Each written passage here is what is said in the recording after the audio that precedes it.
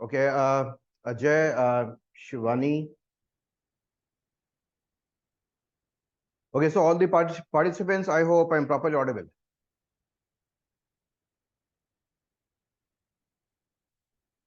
Okay, so many students are joining in because everybody they like discussion on essays. Yes, one of the most troublesome paper in terms of handling with respect to UPSC mains examination.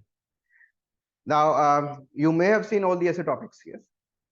Now, all of the people who are participating may have seen all the essay topics, but the major issue that emerges is how to decode those topics, and finally, how to what solve by the existing content. Now, first of all, I will be making very sure that if you have been a part of my essay classes, most of the people who are attending here have been a part of my essay classes. So whatever the content I have given is actually can be utilized in most of these topics. So we will learning the art that you have got the ammunition, how to execute that ammunition. Okay. So what the flow of the classes will be, I will be taking what 5 or 6 topics today. Yes, out of 8.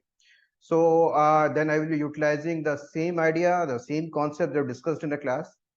I will letting you know how to bus write. Yes. So once you are able to understand how to utilize the content, so I will be expecting that you are going to give me submissions also of your writing. Now, so first thing is, there are certain people also who have joined who have never been part of my essay classes. For them, this will be a learning exercise. Now, I told you one thing when I started teaching essay in your classes, that first of all, the biggest problem the student face is essay paper does not have a defined syllabus. Then the issue that emerges is there's no standard content. You cannot rely on books of essays. Now, for example, the GS papers, they've got standard syllabus, standard content, there are books available. You can easily understand what to read, what not to read. For essays, everything is open. So it becomes a really difficult exercise. So hence, whenever I start the class, I tell the students, when I take the essay classes, I tell them in the first 2-3 classes, I will be setting the framework. I'll tell them how to design the syllabus for an essay. Syllabus for the essay is not much different from your GS syllabus. It's not much different from a current affairs. But I give you an overview how to see the things in totality. So once the syllabus is being or the framework has been created, then in the next 16, 17, 18 classes, I give you standard content. The content that you can apply, the content you can write more than 1,000 essay topics. Okay, so let's see how the same content that you have already in your hands, how to apply in these essay topics that UPSC asked in 2023 paper. Okay, so let's start the discussion or the explanations, more or less the explanation.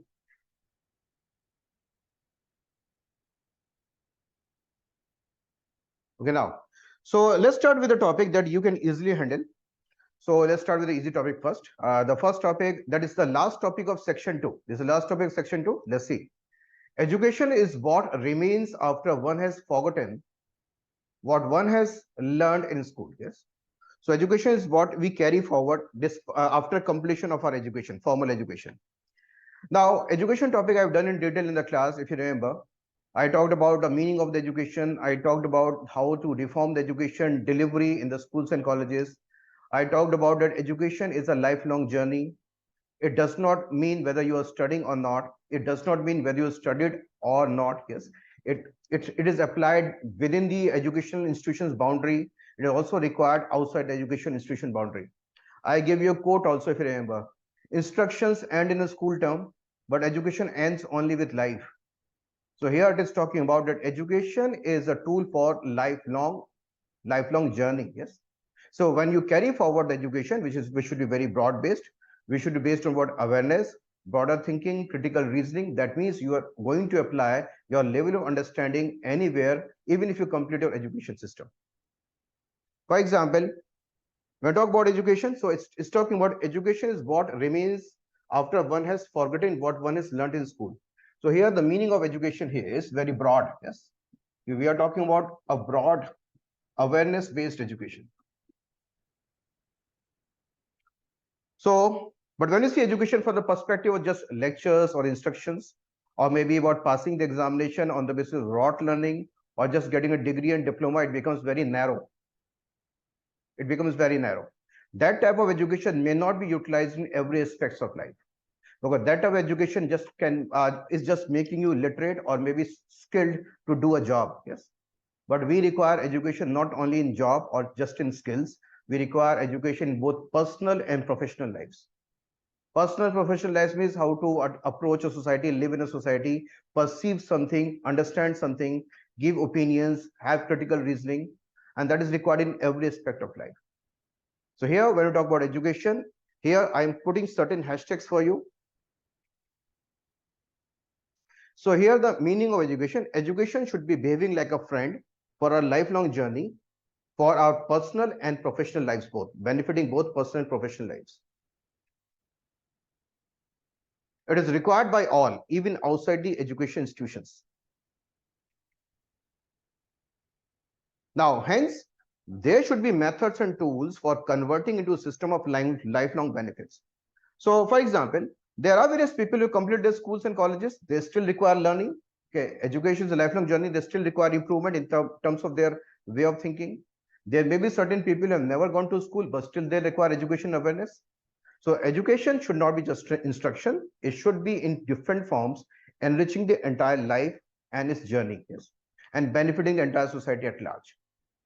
So the education has got a broader connotation, not simply percentages, marks, degrees, and certificates. Clear? So let us see how to apply this education, how to understand this education, how to make the society aware, what are the tools required. So the concept here is, okay, so concept here, I'm going to start with a quote that I shared in the class. Instructions end in the school term, but education ends only with life. Education is a lifelong journey. Now, so what type of education are we talking about? So we are talking about an education. I also shared what three quotes from what three gentlemen. If you remember Rabindranath Tagore, okay, I mentioned about Nelson Mandela, I mentioned about Albert Einstein. Yes. So what they state, so what type of education we are talking about? So now we have to what open up what type of education that we are talking about in this topic. So here this can be explained on the basis of these three. Let's see the first. So Rabindranath Tagore stated, the highest education is that which does not merely give us information, but makes our life in harmony with all existence. That means an education which is going to make our life in harmony with all the existence. Existence for us comprises of fellow human beings. Existence for us comprising of environment. Existence for us comprising of what? Flora and fauna. And for that, we require a broad-based, yes, understanding-based education, not simply what percentages, marks, and certificates. Similarly, Albert Einstein, yes, I talked about that. I gave you this quote, the value of education is not a learning of many facts, but a training of the mind to think. So education should be making a mind to think, yes. What type of thinking we discussed in the class? Okay, original thinking, independent thinking, and critical thinking. Okay, do not worry, I will be sharing these slides. Yes, do not worry, I will be sharing these slides. Okay, the PDF and the video, the recorded video will also be shared on the YouTube. Yes, so just understand. Yes. So now the third type of education, education should be used for bringing change in the world. So what Nelson Mandela stated, education is the most powerful tool which you can use to change the world. So topic is saying education should not be confined to schools, it should be carried forward. Now for carried forward, it requires what? Rebuilding, enriching, self-correcting, self-learning, improvement throughout the life. And it should be applied not only for the people who have got access to education, formal education. It should be applied to society at large, whether they've got a means to go to the school or not. So there should be different methods of connecting the people. The purpose of education is spreading awareness, so as to creating harmony with all existence, create more thinking minds, and it should be used in bringing change. If something is wrong, improving the things. Now, harmony with all existence for the people who have joined for the first time, may not have been a part of my classes. Existence for us. Existence for us comprises of fellow human beings, comprising of what? Flora, the fauna, and the immediate environment. So in short, if you take this in totality, Existence for us is basically planet Earth. Planet Earth. So that means creating harmony with all existence. Now, what type of education which is going to create harmony with all these existence? The education which is based on awareness, which is going to generate broad understanding,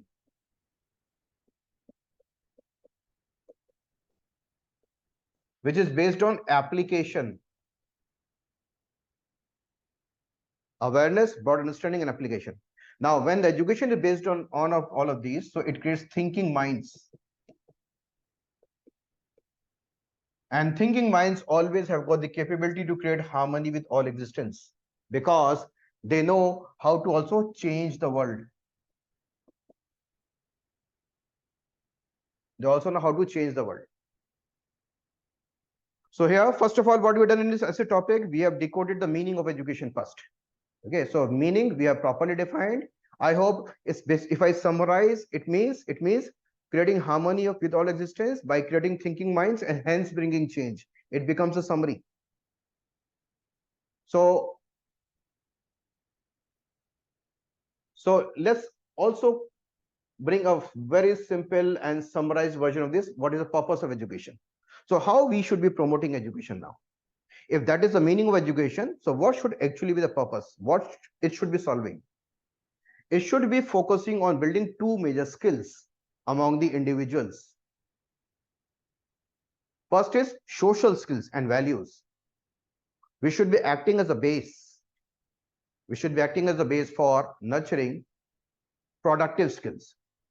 So the purpose of education is to provide a balance. Okay, social skills as a base for creating productive skills. So in short, if through education, if we provide social values, if we provide productive skills, will lead to the creation of quality human resource. And this quality human resource is beneficial for any society, any country, or the global environment. Okay, that should be the purpose of education now. But now, if this is to be achieved, first of all, let us identify what are the problems that we are facing in schools and colleges in terms of pedagogy, in terms of delivery of education. So let's talk about the problem side now.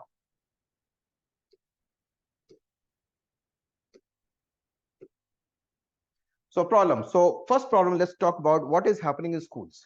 So there's a problem with the delivery of education in schools, pedagogy. Now, what we see in the schools, how the students are mostly being taught. They're too much focused on rote learning or learning only for the examinations. They're too much focused on rote learning or learning only for the examinations. So this has happened with most of us throughout our learning days. We only learned for the examination, then we forgot everything. We move to the next level. Now, there's a huge fascination for marks, percentages, and rank. Yes, that's the way the progress is being evaluated in the eyes of the society. Learning is evaluated on the basis of percentages. I always jokingly say the highest inflation that I have seen in my lifetime is the inflation in the percentages of the students. During my days in my class 12, I completed in 1994. Only 2 people from my class achieved 90%. Now today 90% is also useless. Yes. Okay. Highest inflation in percentages. So higher the percentage is evaluated as or equated as better the learning, medium, okay, medium learning, or lower the percentage means an unconcerned child, bacha mast hai. Yes. Okay, that's the way we evaluate the learning. Too much focus on few subjects. Yes. So rather than a balanced balanced delivery education, by focusing all the subjects and all the activities, they are focused on only certain subjects. Activity based learning are overlooked. Yes, that's not giving weightage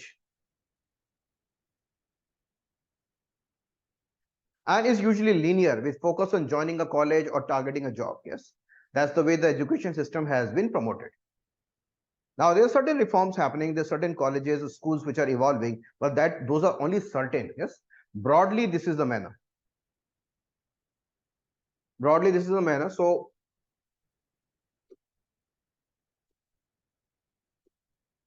just a minute. So for example, I was talking about focusing on certain subjects. So what are we facing? Certain subjects, I told you a thing in the class on the basis of graph. This is negative, this is positive. Okay. I told that when the child is growing up, so certain subjects are imposed of them. Or for these subjects, your future will be bright. For example, students are forced to opt for science. Okay.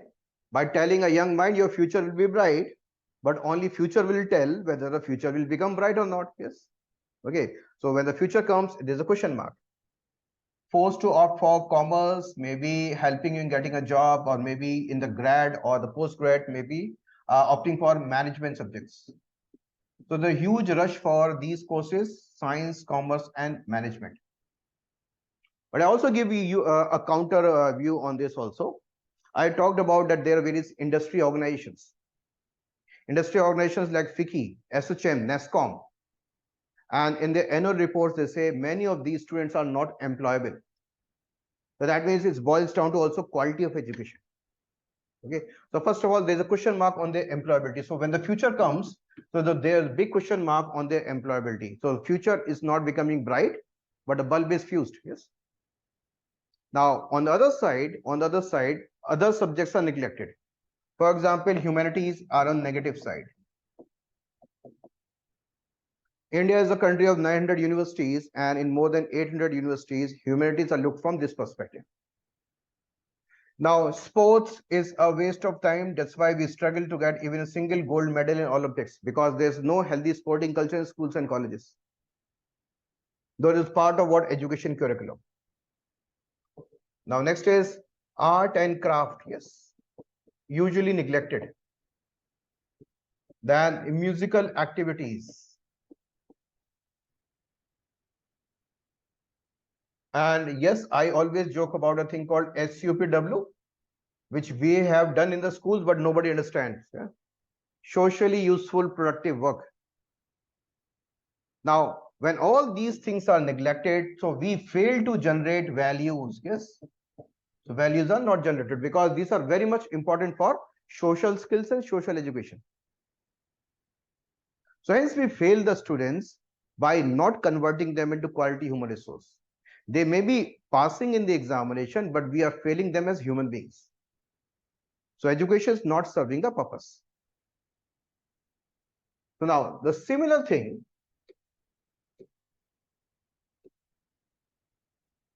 also happens with what problem with pedagogy in higher education. Yes. Okay, so problem with pedagogy in the higher education also. So higher education. The higher education, when we are moving towards a degree courses, one of the major drawback is most of the degree courses are not multidisciplinary in nature. So lack multidisciplinary approach. Hence, again, we are again providing a linear education. We are not providing a all-round thinking. That is why recently you must have been reading a lot about what suicides in IITs by the students belonging to lower castes or the students belonging to backward castes. Because what we are not generating among the students right through the schooling days is social skills, understanding about each other, social education, participation, inclusion. We're not teaching them. And when they enter IIT also, that is only technical education. They are not being imparted properly. What again? The humanities-based approach also. What is required is there should be what more and more emphasis on multidisciplinary approach. It's not simply dealing with the human beings, it's also dealing with the environment. You may have seen, you may have known that many of the IITians had what various companies, yes, in future. So they become CEO of big companies and big multinationals. But they are mostly profit driven, yes. But when we talk about a company, there's a term called corporate social responsibility. And the corporate social responsibility is based on what 3P approach. That is concerned about people, concerned about planet, that is environment, and that again use of profits for what welfare of the people. But see, this type of 3P approach on the basis of corporate social responsibility can only be provided by that CEO or that CMD of the company who has got what broad-based education. Linear education will only be seeing them, forcing to seeing them only profit numbers, not the welfare. Yes. So that's why multidisciplinary education is a very much requirement in the degree courses, including IITs. Now, another problem with the colleges is they lack community internships for all-round development. Now, community internships. All the colleges have got the catchment areas. Colleges are the part of the society. That means when the knowledge is being developed in a set of students, they are supposed to transfer that knowledge back into the society. So that's why there's a requirement of internship programs, community internship programs, where the students should be adding to the knowledge of the communities, and in return, they should also be getting enormous benefits by learning deeply about the society and also nurturing problem solving skills.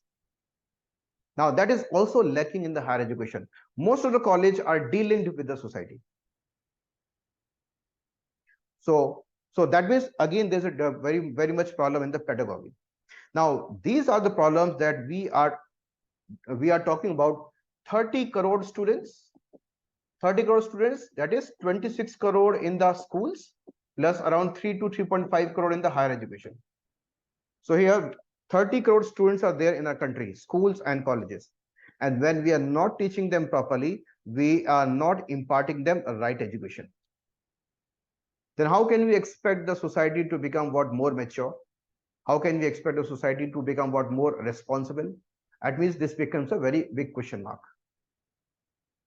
Now see, why UPSC is giving now so many thinking based essays? Yes, because when we see the humanities future should be based on what now? More conservation, more inclusion, so as to safeguard the entire what the humanity. If we keep on doing the things that we were doing in the past on the basis of discriminations, fights, wars, destructing the environment, so it will lead to what? Immediate decline. So hence now we require administrators, we require civil servants who are more thinkers, rather than just what? Implementers of the executive orders. Okay, so we require more thinking minds who has to see the things in totality. So hence it starts from what? Broad-based education system. For example, I always tell UPSC students that UPSC is very easy examination, but difficult to clear. Why?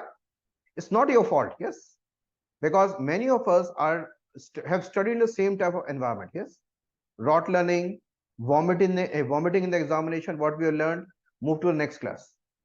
And UPSC questions are based on what? Thinking, analysis. So that makes UPSC difficult. Okay, but here, if the same type of thing is imparted right through a schooling system, UPSC would become very easy.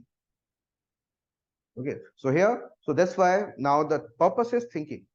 Now, this is confined to the students, but what about the people who outside the education institutions boundaries? If these are 30 crore, but the population is 140 crore, what about the rest 100 crore people? Should we neglect them, or should there be method of what? Continuously enriching them also? There should be method of continuously enriching them so that they also become educated, aware, and what they need to self-correct and improve over a period of time throughout their life journey. Yes, so it should not be ending with it. It should be also be what? Moving with what? 100 crore people also. Yes, let's see how to connect with the rest of the people outside the education boundaries, what they lack. Now, for the masses, yes, for the masses, now we are talking about the people who are outside the education institutions, for example, 100 crore people. What they lack? There is no system of self-correction, there's no system of self-learning, there's no system of awareness, which is almost absent in our country. So hence,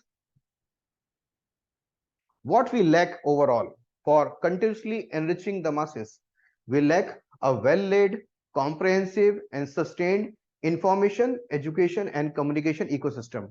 I hope you remember this. We have done in detail in class IEC ecosystem, and this is required for lifelong learning. Now, it does not matter whether you are in school or outside. There should be an ecosystem of information, education, communication in a manner that people, irrespective of age, educational qualification and location, can be connected with what? Broader learning. And we have done this in detail in the class. Yes. So what we have done so far, education is the thing which should be carried forward throughout the life. But what type of education? We have decoded the meaning and purpose of education. But when we see the delivery methods, those are poor. Those are not able to impart that type of education. And when we talk about a society at large, they lack a system of what? Continuously enriching them. So now we are going to talk about the solutions. Yes. Okay. So I hope many of you can explain this very easily now. Now let's talk about the solution part. The solution. So what should be done in schools and colleges? We discussed the final points of national education policy. Now, so change in pedagogy in schools and college as per the recommendation of NEP 2020. Now, what are the final points which are required to be applied in terms of changing the pedagogy? Okay, first, multidisciplinary holistic education. This is one of the final points of national education policy. I have given you this in the class. Multidisciplinary and holistic education across the sciences, social sciences, humanities, arts, and sports. I have shown you once again the topsy-turvy, that graph. Certain subjects are focused more, others are neglected. It is talking about a balanced approach. Yes. So first of all, pedagogy should be based on a balanced approach, combination of what arts, humanities, and activities. Next is emphasis on conceptual understanding.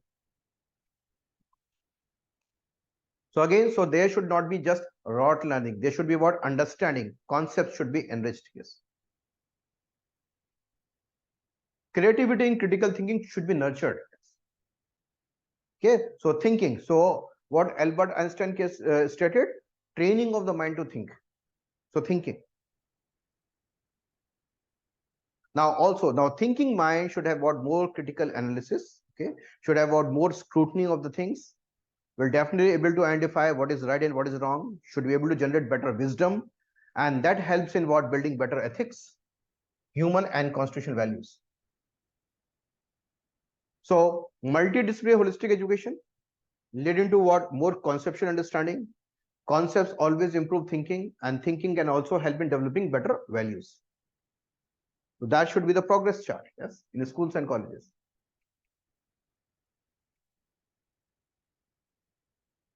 Now we also talked about, I was talking about internship part, yes. How to connect the college students with the community. We discussed in the class Professor Yashpal committee report. Okay. And what are the final points of this report? Report was there should be more emphasis on what economic and social internship for the students, and should be applied across all the streams of study. What are the possible gains? Let's see the gains one by one, where that's what reflected in the report. Why these are required? Because exposing students to the world of work plays various related essential roles. First of all, now first, to help them understand about different types of work and those who perform them. So there's a general tendency among the people that they think that their work is more important than others. But if you are working at the higher pedestal, if you are working at a hierarchy, yes, topmost of hierarchy or middle of the hierarchy, you are able to work because there are n number of people who are providing the platform to work. So we should be respecting the contribution of each one of us. Even the contribution of a lady that is homemaker, yes. When a lady ultimately balances the family, then the people like us are able to operate outside, yes. So there's a contribution of everyone. So help them understand about different types of work. Second, sensitize them. Yes. Now this, when they are exposed, then they are becoming more sensitive to the conditions of different workers outside of their own. Third, it allows them to apply what they've learned in the classroom to a real world situation. That is converting theory into application. So this type of internships helping them in converting theory into application. Hence, they are becoming more employable.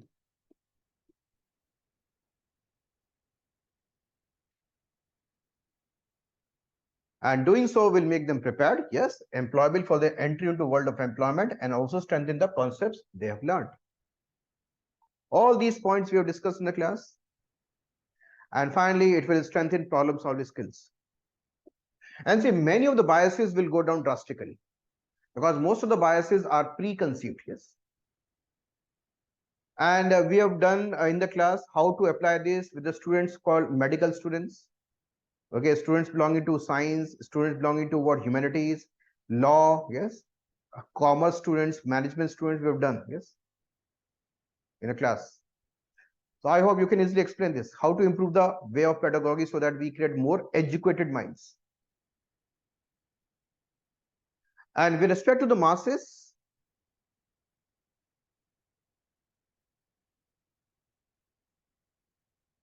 now with respect to the masses, there should be a system of continued education of masses through IEC ecosystem and imparted through activity-based learning. Now, how you are going to educate the masses? I again stated in the class that we cannot teach people. Okay, we cannot go with a book or give them a lecture. Yes, nobody wants to listen to lectures. Lectures are only for students. That's why you are listening to me. Yes. Otherwise, if I start for teaching the same one on the road, yes, people will give me a thrashing. Yes. Okay. So that means there should be a way of what connecting with the people. And for that, I gave you a quote. So this was the quote: "Tell me, and I will forget. Show me, I may not remember." So how to connect with the people? Involve me, and I will understand. Yes. Involve me, and I will understand. And involving the people requires what? Activity-based learning. Activity-based learning.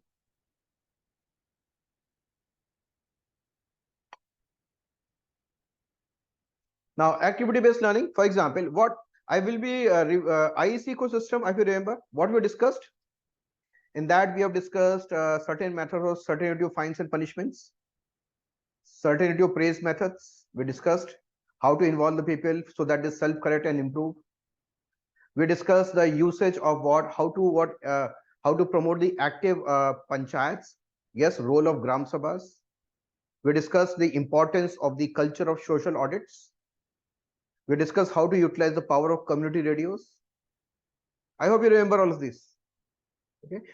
Important with the rural masses, we discussed the role of important cultural tools, traditional cultural tools like drama, skits, plays, yes, theater with messages. Okay.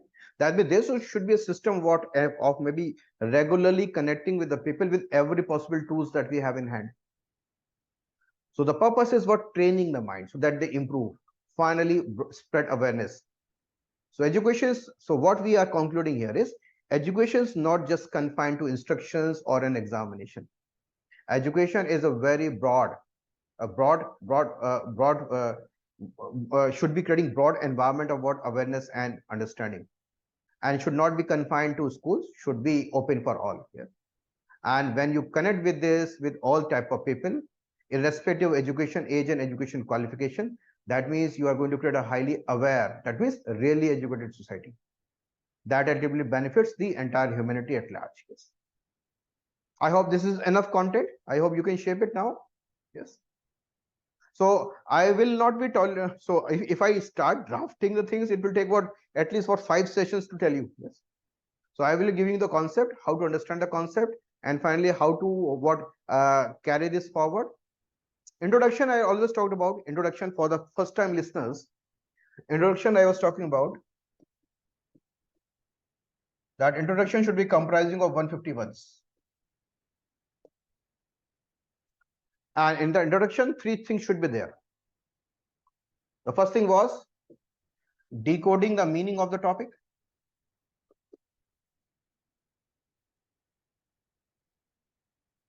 Decoding the meaning of the topic.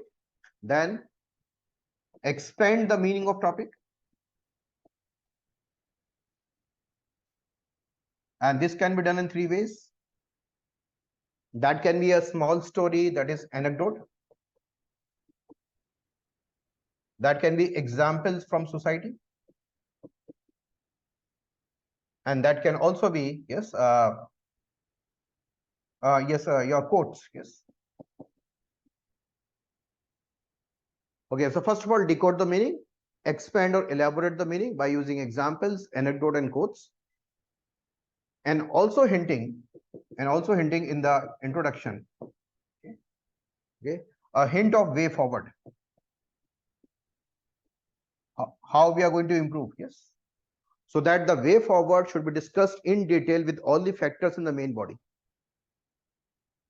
So 3 things should be there in your introduction: decoding the meaning, expanding the meaning by using an interesting story, examples, and quotes, and also guidelines which should be utilized to be applied to improve. Yes.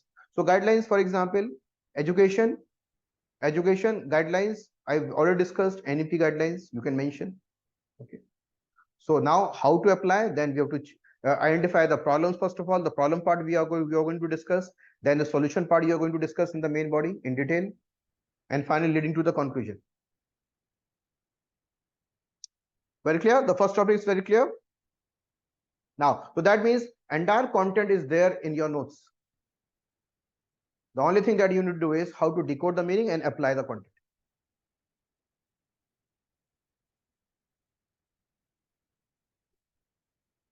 Okay, let's see the next topic. A society that has more justice is a society that needs less charity.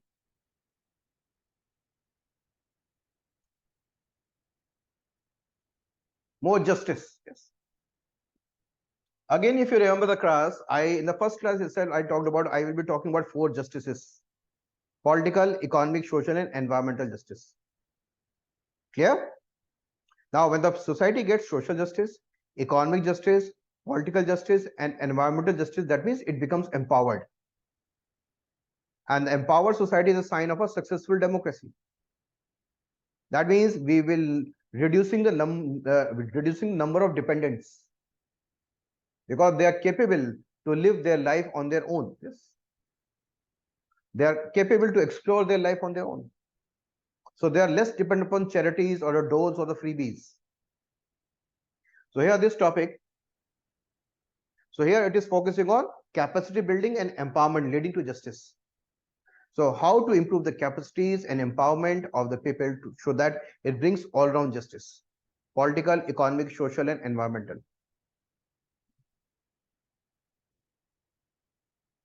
Why is it required? Because empowered citizen is a sign of a successful democracy, not dependent citizens. If 80 crore people are dependent upon rations, this is not a sign of a successful democracy. If 80 crore people are dependent upon what certain degree of cash transfers, yes, that is not a sign of a healthy human development. Yes?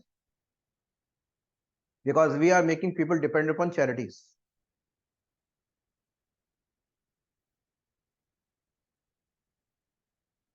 So here, so again, let us start with a quote first, okay, just for information. I hope the theme is very clear. First of all, theme is very clear. It's talking about more the capabilities added in terms of social, economic, political, environmental improvements. There are lesser number of dependents in the country and society. So they will be more empowered in their own way, able to live their life in their own way, lesser dependent upon the charities. Yeah. So here, so for example, this is the quote: lending hands to someone is better than giving a dole. This also came in our discussion when we were doing the economy part of the class. Yes. Economic justice class. So lending hands to someone is better than giving dole. Lending hands are the hands which build capacities.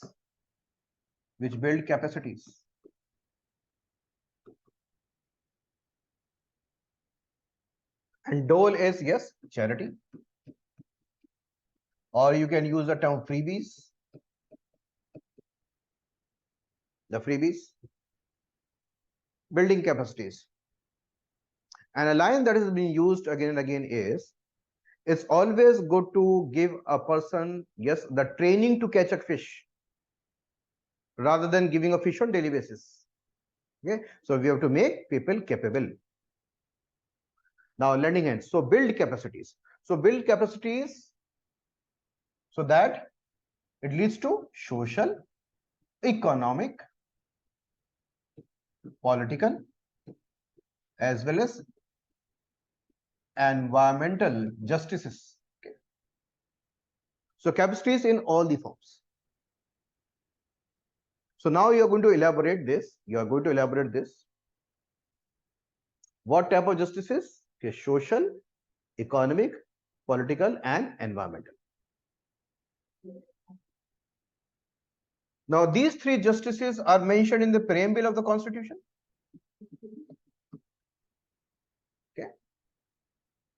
But now the world is focusing more and more on environmental justice. So we require climate safeguards. We require sustainable development. what we are seeing in Uttarakhand or what we are seeing in Himachal Pradesh, okay, the sinking of the towns, okay, or there's a huge landslides that is happening, is we are forcing the people to become climate refugees, and climate refugees again become dependents on charities. Very clear? Okay, so lending hands to someone is better than giving a dole. Social justice, economic justice, political justice, environmental justice.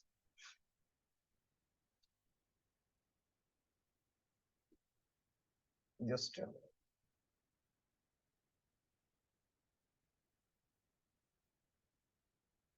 now. So now you are going to do what? Expand this, the concept here. We're going to expand the concept. So what we require? We have to speedify social justice to all. Now we have to speedify. So now you are going to open up all the justices one by one to speedify social justice to all. So how this can be done? So if you remember the social justice class, I talked about certain indicators to measure the progress of a family, to measure progress of a community. So what are the first basic requirements of a human being? Food, clothing, and shelter. The first is the what should be added? Social entitlement should be added for upliftment. Social entitlement. It is comprising of the type of shelter, better shelter, quality of nutrition and healthcare,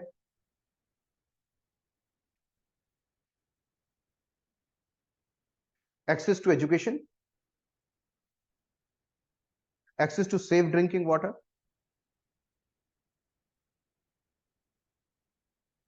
then access to land ownership, and also access to public spaces. So all these are required by all. All these are required by all. So we are talking about those. Now, first of all, put your ideas. Then you can use certain schemes to what support your idea. Type of shelter you can talk about, yes. Awas Yojana, Pradhan Mantri Awas Yojana you talk about. Nutrition, healthcare, various programs are being run. Poshan Abhiyan, for example. Access to education, you talk about right to education as now fundamental right. Access to safe drinking water, the Jal Jeevan Mission you talk about. Very clear. So that means the first thing that is required for empowerment is enabling social entitlements. Now, but see, these are the things which may be requiring what government support through welfare programs. But again, see, welfare programs, we have to what?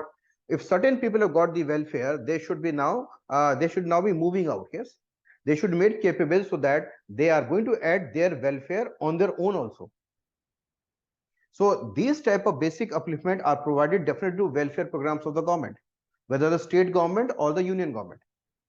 But what should also be focused on? Earning capacity should also be increased for the people, so that they are also able to invest in their own regular development.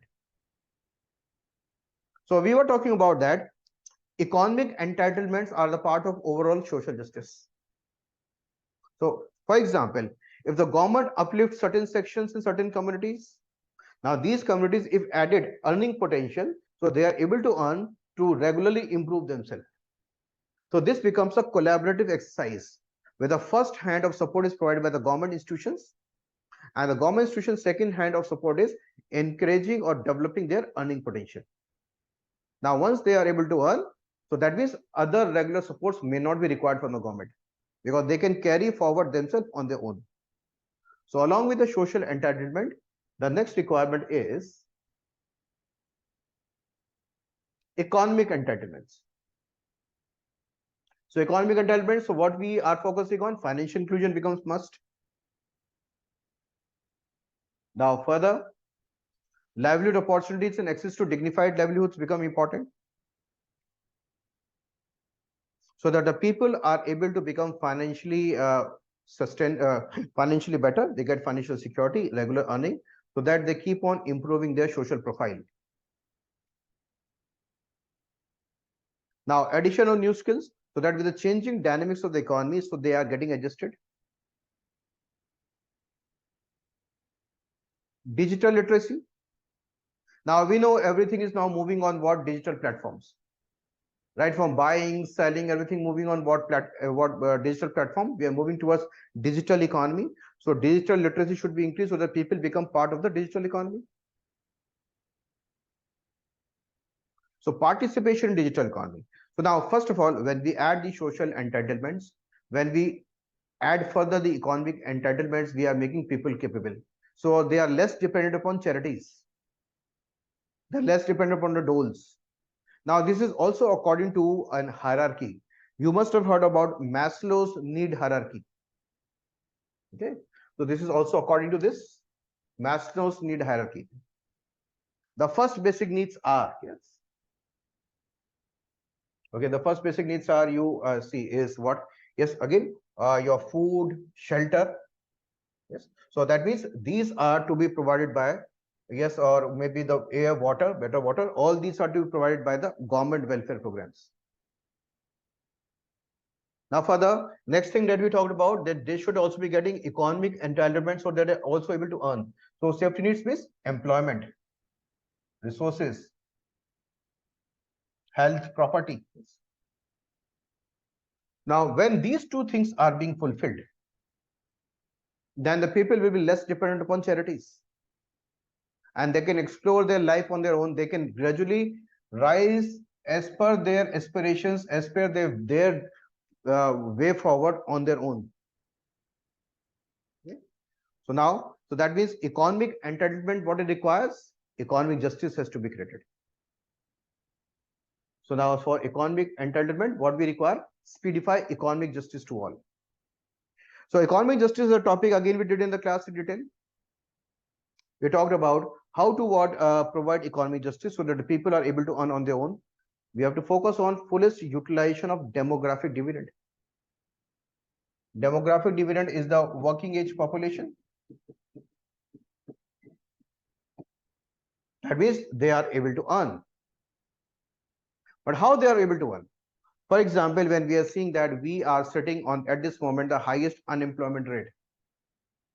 So how we are going to channelize the demographic dividend? People will be getting work when the economy is moving on the basis what? Inclusive economic growth. Inclusive economic growth. And we discussed in the class how to promote what? Inclusive economic growth. Now also nurturing employability and adding skills. Regular employment generation. Entrepreneurship development. So the term that we use, startups, yes, there's more on the entrepreneurship development. So healthy startup ecosystem, yes. And all these will definitely undo the requirements of doles, charities, freebies, and even UBI, universal basic income. So go through the notes again and see the economic justice class that we did. We ended with what? UBI, universal basic income. And I used the term undo the requirement of UBI because UBI also make people dependent.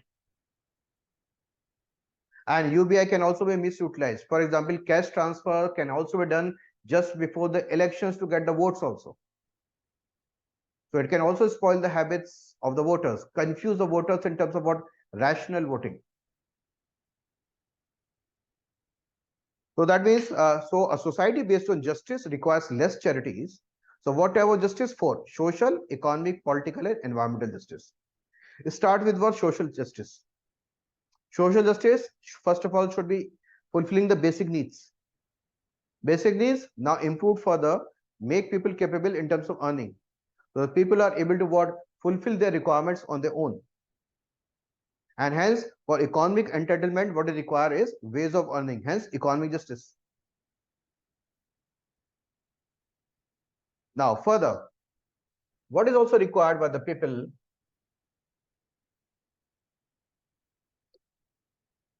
Political empowerment.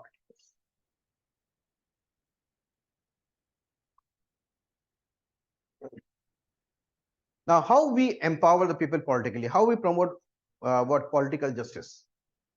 The first of the political justice starts with what? Power of vote.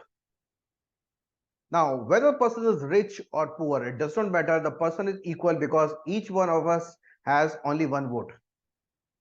So all the person, irrespective of the caste, religion, class, or economic divisions, all the people are equal because all of the people have got only one vote individually. So political empowerment, we have empowered the people by giving them the power of vote. But see, power of vote has to be used very rationally. Now, we also discussed in the governance class, that means we require informed voters.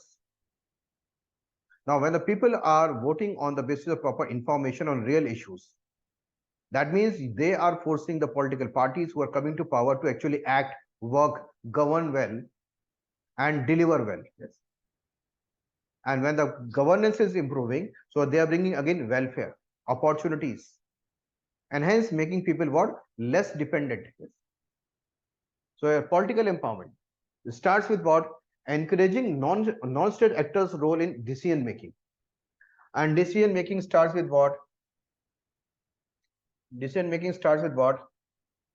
Having informed voters. Informed voters. So again, what we require? We require IEC driven voter awareness campaigns.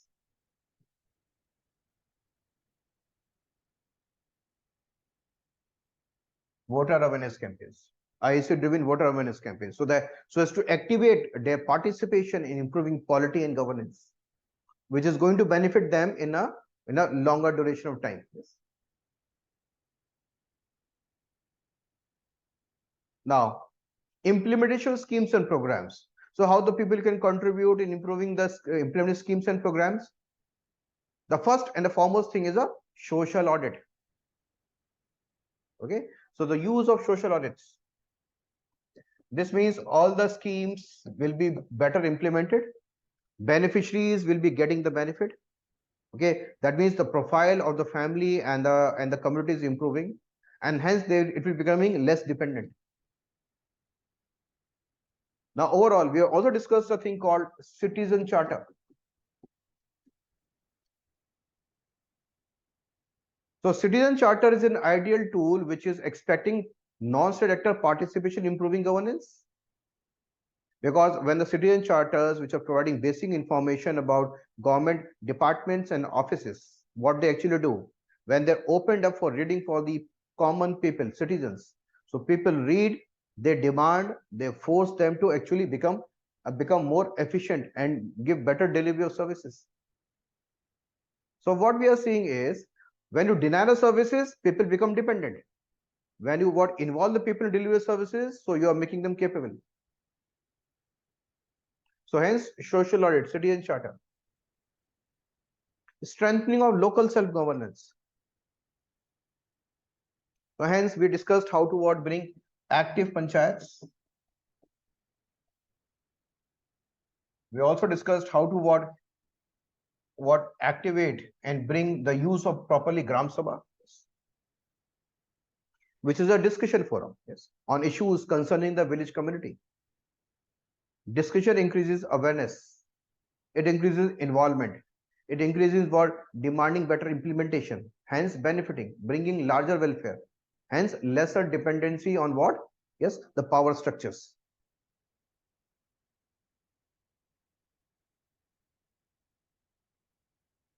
Next is enabling creation of pressure groups. So pressure groups can be of two types. We discussed about the formal and the informal. Yes. Now pressure groups, for example, grassroots level. The best pressure group at a grassroots level, if you talk about women, are the SHGs.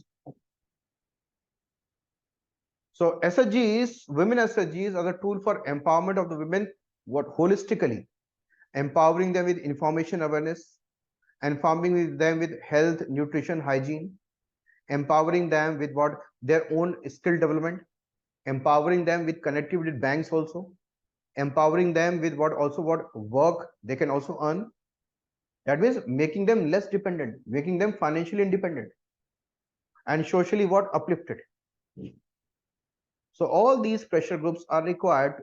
Now, for example, for the labor welfare, unions are required. Okay, for the labor welfare, unions are required. Empowerment.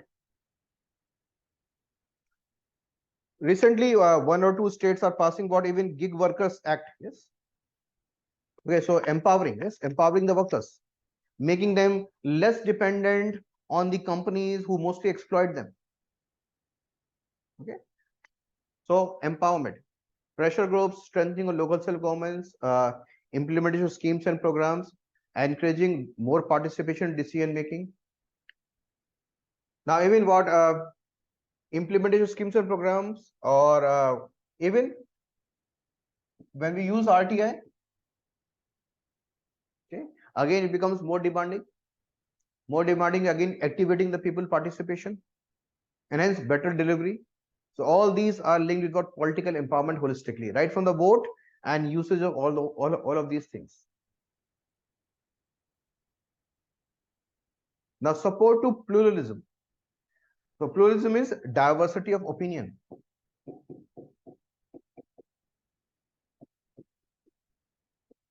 Now, when the diversity of opinion is there, coming from different communities, different genders, different castes, different religion, different corners of the country, it helps in what enabling the improvement of what the thinking processes and the delivery systems. Yes. So means more voices, more demand. Timely elections. Now we require timely elections, and we also require what? Yes, different variety of elections. Local government elections, state elections differently, and union elections differently. No one nation, one election. Why one nation, one election settles the thing for 5 years? That means the people will completely dependent upon the political people who are sitting for next 5 years without any trouble. But when we talk about the elections at all the levels, local government election issues are different, candidates are different. State government issues are different, candidates are different. Union elections, candidates are different, issues are different. But when they are regularly happening, so all the political parties, whether big and small, and candidates, they're always on toes. When they're always on toes, they're supposed to intermingle with the people. They're supposed to discuss. If they have to face for wrath of the people, anger of the people, they have to face. Okay, that means that brings empowerment to the people. They're not dependent. They're less dependent with more elections. Can you explain all of these things very clearly?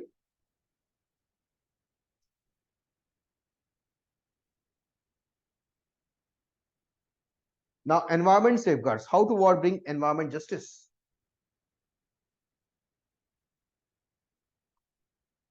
Environment safeguards. How to bring environment justice? Now,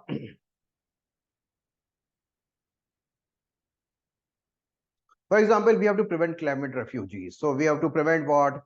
The unsustainable haphazard development that we have done by broadening the roads in what? Uttarakhand. Okay, drilling through the mountains in Himachal Pradesh and Uttarakhand both, or maybe sinking of the place like Joshimath. Yes. So that means what we are creating? We are creating more climate refugees. And climate refugees, at least, so what we are converting them from what self-dependent to dependent climate refugees, dependent on charities. So that means what we need to what counter this what sustainable development.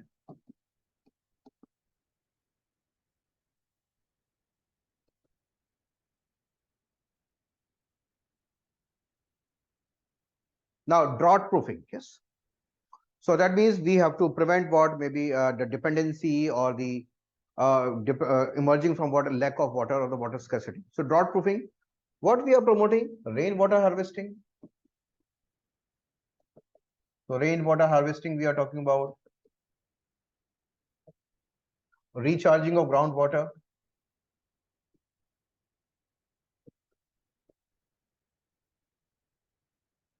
And again, this we have done in detail in the class, or even the government launching what Amrit Sarovar mission. Okay, you can connect drought proofing. Further, forest conservation and afforestation. So we have to conserve the existing forest, increase the tree cover. Yes. Okay. But what we have seen is the dilution of the Forest Act. Okay, giving more opportunities for the cutting of trees. So what should be done is, yes, we should conserve the forest. And in the cases where the forests are missing, afforestation drives. Now all these are required for what? safeguarding the people, because trees ultimately help as what climate countering climate change by acting as carbon sink. They also stop what? Aridification, because aridification leads to what? Decline in what? Agriculture productivity. Environment safeguards. Enriching, we focus on enriching soil fertility. So that means promoting what? Sustainable methods of farming or more organic inputs based farming over a period of time. Yes. Okay. So all these adding humus content. So environment safeguards. That means soil fertility management through better research, better guiding the farmers, what type of what fertilizers to be used, not to be used. Yes. So all these ultimately add to the empowerment of the people.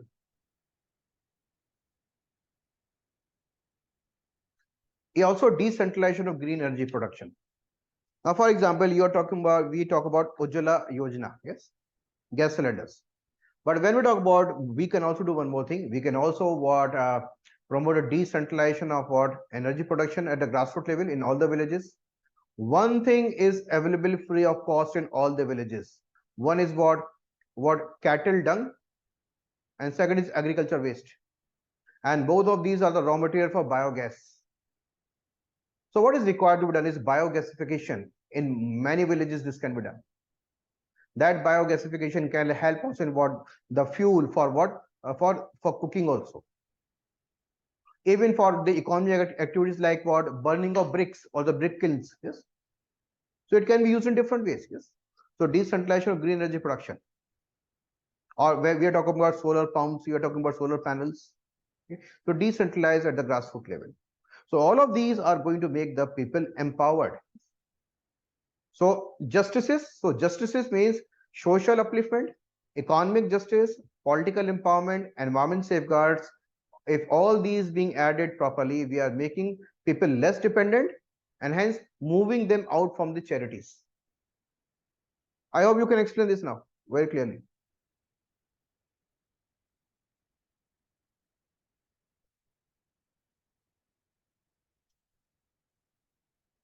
Okay, let's talk about this interesting topic. Girls are weighed down by restrictions and boys with demands. And these are two equally harmful disciplines. So these are two equally harmful.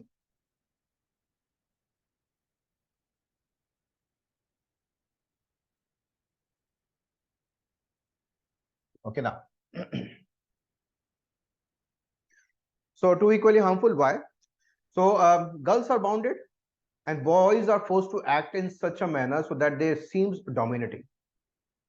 Restrictions, so as to make them what? More feeble, so as to make them a girl like. Yes, more feeble. Okay, more accepting, more cooperating, less aggressive.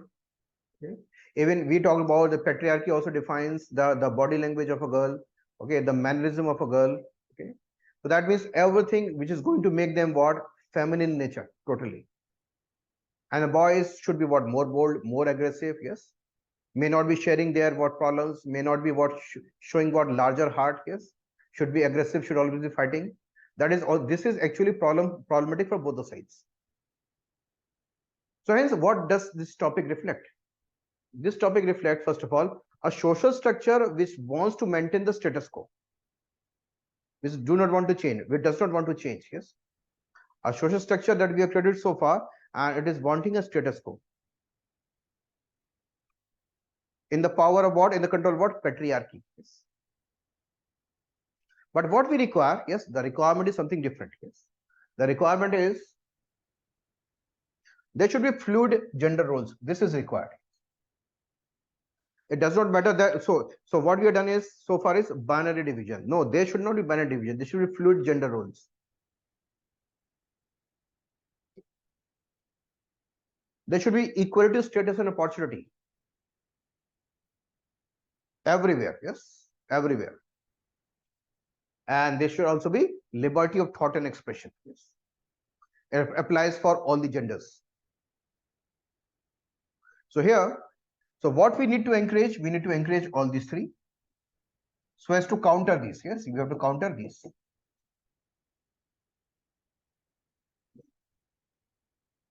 Now, if you've gone through the September magazine, yes, of the shield that I have shared with the students, yes, the students who are connected with me, there are two things I've covered in that. One is toxic femininity, and one is toxic masculinity. Toxic femininity makes a girl like, yes, and toxic masculinity is going to make a male like, yes, which is defined by patriarchy. Okay, so hence I am going to open up the concept by what the concept of toxic femininity and toxic patriarchy. So the concept here is, so problem is toxic femininity. Now, what does this symbolize? Toxic femininity is a broad term that refers to a rigid, repressive definition of womanhood, including pressures women face to restrict themselves to stereotypically feminine traits and characteristics. Okay, so recently, if you have known, Supreme Court has released a guidebook against gender stereotyping. Okay, you can also download that. Yes, it's a PDF format. Gender stereotyping. So this is called gender stereotyping. The women should be acting like this. Toxic femininity refers to the adherence to gender binary. That means the gender binary should not be crossed. This is for women, this is for men. In order to receive conditional value, if we follow the gender norms, then you are being valued. If you cross the gender norms, that means your value declines in the eye of the society. That's why what happened when the women are more open, more liberative, more demanding, yes, more vocal in nature. So they are suppressed in the families, in the society, and they are being hashtagged also. Yes, so as to demean them, so as to insult them. Okay, so it means if you adhere to the gender binary, that means then your value is there. You're going to cross the binary, you are being devalued with hashtags. It is a concept that restricts women. It is a concept that restricts women, that women should be cooperative, yes, should not be demanding, should be cooperative. Passive, should not be aggressive. Sexually submissive, yes. And this has been trend for most of the movies so far, yes. The heroes so-called chasing the girls, yes, and that means when she's saying no, no means yes, yes. Okay, submissive. But when a movie comes pink, so no is a no, yes. So no is a no. So she should be gentle, and hence she should be deriving her value from her physical appearance in the eyes of the men. Yes, it's called toxic femininity, which have been imposed right through the growing up years. So hence now when we explain the concept, now we have to explain how this toxic femininity develops. Okay, how this toxic femininity develops, how toxic femininity is enforced. Yes. Now we have done in a class the women justice issues, the entire life cycle of women, the problem the woman faces within the household of birth, marriage, post-marriage, workplaces, everywhere. Now you are going to discuss this, open up on the basis of what? Now discuss this on the basis of the life cycle of women before being born till old age. For example, the problem the women faces in the, or a girl faces in the household of birth. For example, you talk about there can be neglect of education. There can be what neglect of what better nutrition, post and early marriages. There are more chances of what maybe sexually exploited growing up years. Okay. So that means the problem the girl faces within the household of birth, or even before the girl child is born, feticide we discussed. Okay. So that means now when we talk about feticide, we talk about infanticide. Even the grown-up women are encouraged to do those, because again they are trained in patriarchy in such a manner that you follow the gender roles. Okay, so they should be producing sons, not daughters. So hence even the women become demanding for the male child. Yes. Okay. So that is called toxic femininity, where the woman is seeing prestige in giving birth to a child that will raising her value in the family. That's a toxic femininity. Now, for example, a grown-up girl. A girl is growing up. Many times the patriarchy is imposed mostly by the grown-up women in the households. So they keep on creating pressure for the younger girls and women. So women is enforcing the patriarchy. So why? That woman which is a grown up also is basically a sufferer of toxic femininity. Now this is also seen in what? Marriage and post marriage. So we discuss marriage and post marriage. There can be various issues. Starts right from the what? The lack of choice in marriage. Women are not getting the choice in marriage. Okay, dowry can be a way of suffocation. Is now, for example, for a boy or the groom's family, taking dowry is a thing of prestige. Yes, a boy which is ultimately denying maybe taking a dowry is not seen manlike. Yes, is unmanly. That is symbol of toxic masculinity. So here, marriage and post marriage. At workplaces, the workplaces can be what we have talked about: glass ceiling. There can be discrimination promotions. We have talked about what sexual harassment at workplace, not providing what equal work opportunities to the women as that given to the men, discrimination in payments, and women are readily accepting that because they are willing to work at a lesser level, lesser salary. So rituals and customs, we all know across the religions, most of rituals, customs, and fasts are imposed on women so as to control them. And women are happily what following all those rituals, customs, and fasts. Because if they are not doing it, so they will be hashtagged.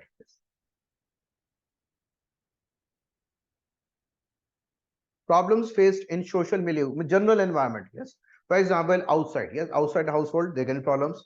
So eve teasing, trolling. Now there can be issue of maybe what we discussed about acid attacks. There can be rapes. Yes, which can be happening anywhere. Okay, so these are the ways of what controlling the women. Even what we have seen, lesser visibility in the power structures. Still, the women reservation bill is pending in the Parliament Assembly, and we have not seen any vocal women movement for that, because women are made submissive. Yes, they are not demanding. There are lesser women in administrative structures also, right from the police systems. Okay, army. Yes, lesser number of women. Now, many men in the army or all those setup may not be liking women entry. Yes, because they have been told that army is for only the physically strong, the brave. That is fed to them. Yes. Okay, so they are not willing to accept it readily. Now, conflict and related crime against women. What we are seeing in Manipur, where the rape has been used as a weapon, yes, to demean the women, to terrorize the women. So all these are symbol of what toxic femininity, how it works in containing the women. Very clear? Can you explain this in detail? Toxic femininity. Now, let's see the other side. Other side is toxic masculinity. So toxic masculinity. So toxic masculinity states the man should act tough, should show no emotions, and reject anything considered feminine. Yes. So men should not be soft. Yes. Okay. That's the way the boys are being. Many boys are being raised. Yes. Then man must work towards obtaining power and status, social and financial. Okay, the financial burden is mostly put on men. Yes, you are going to earn. For example, if there's a grown-up boy is not working, yes, then that person is also insulted. Yes, that person is also insulted by the entire society. That is also working against that person. So why you are forcing only the boy to earn? Yes, when the opportunity is given to both men and women to earn, so it will be about sharing. Yes, it will be sharing. So, but here the burden is on earning, getting a social status only on the men. So this also becomes a problem. This is a demand. Yes, which also becomes problematic. Now, so again, how does this?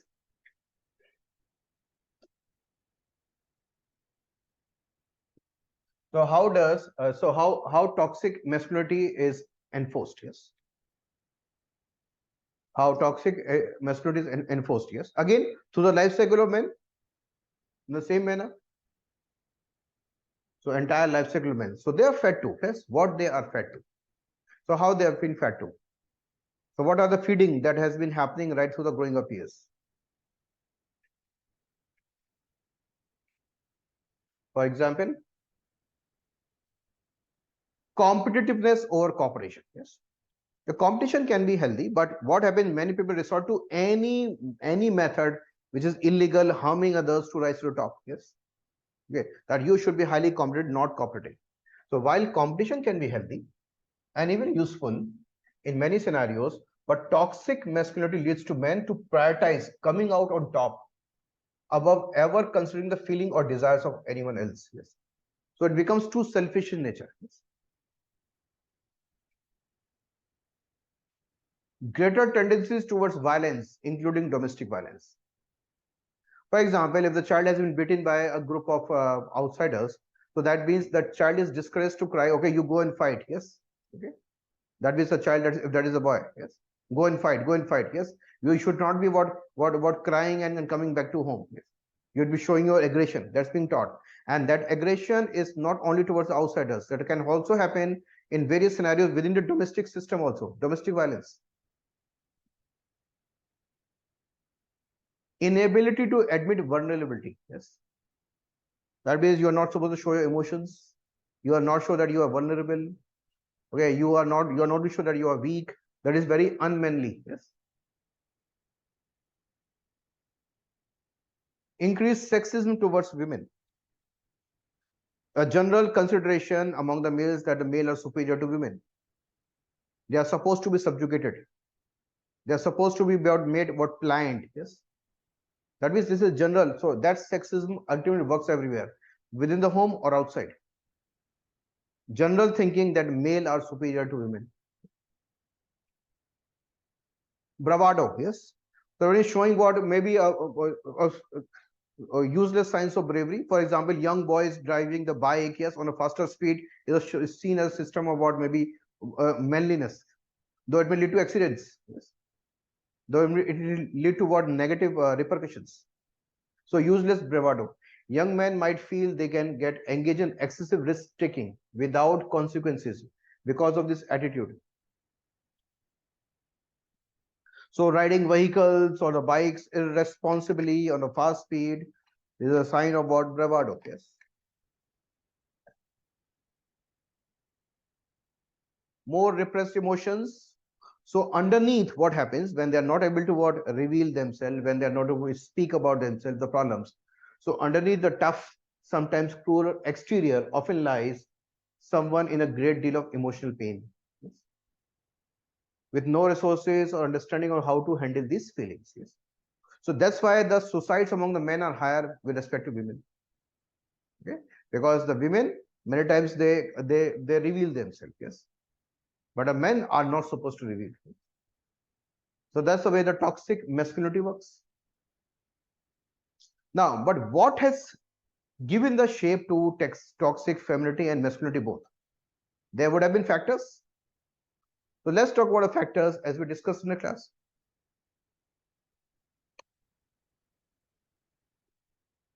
The reasons, yes. The reasons that we discussed in the class was skewed distribution of power, which shaped patriarchal mindsets. So if you remember, we discussed one thing that was symbols of power.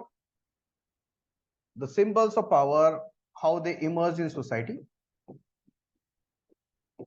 So symbols of power, how they emerge in society. For example, we talked about access to education, access to land ownership,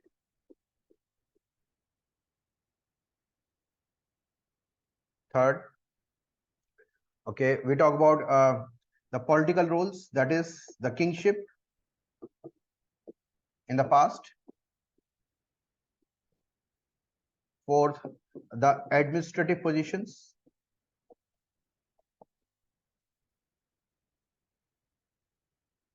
Fifth, economic power. Yes.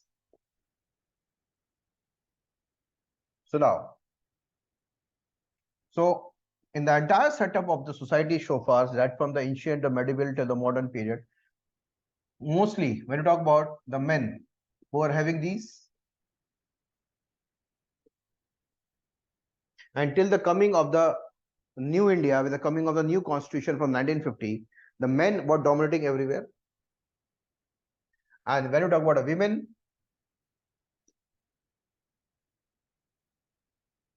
when you talk about the women, we find denial.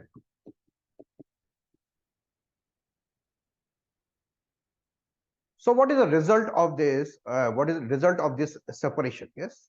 So this gave rise to what? Binary roles.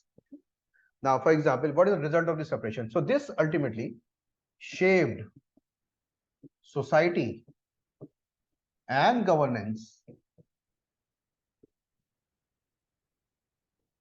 in which men dominate. In which men dominate, society and governance, men dominate, and women are dominated. And women are dominated.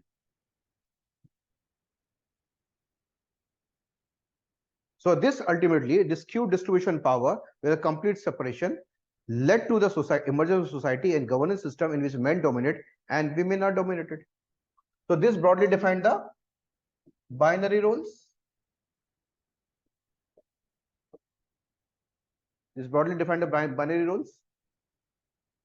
And this also defined the mindsets. This also shaped the mindsets. First of all, define the binary roles and shape the mindsets. Very clear. So the mindset is leading to toxic femininity and toxic masculinity.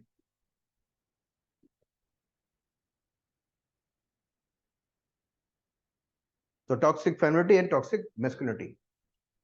I hope you can easily explain this in paragraphs. Yes. Okay. The reasons for this, whether women are restricted and men are supposed to what are more to the society that should be more dominating and demanding. Yes. Okay. Is a result of all of these factors. Now, finally, we have to create solutions for this. So solutions.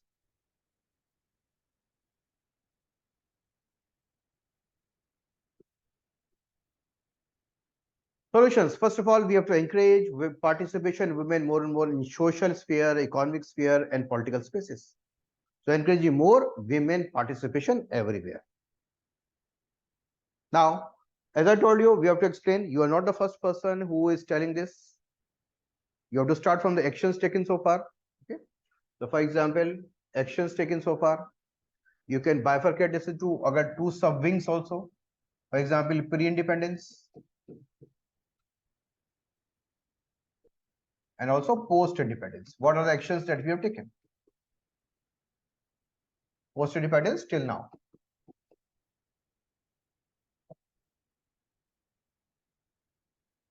Post-independence till now.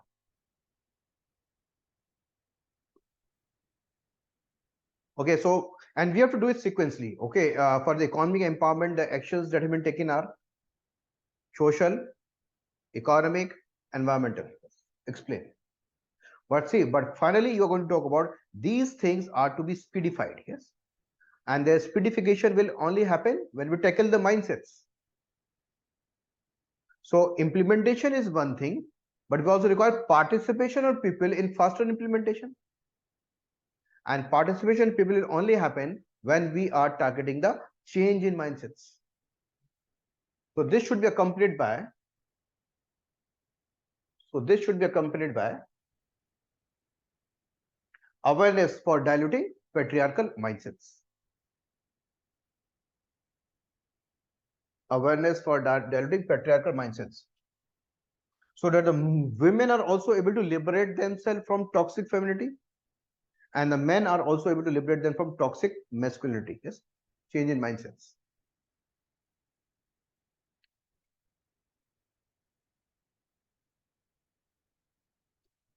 Okay, sorry. Now for the mindsets, we have done a thing called IEC methods. Information, education, communication methods. Okay.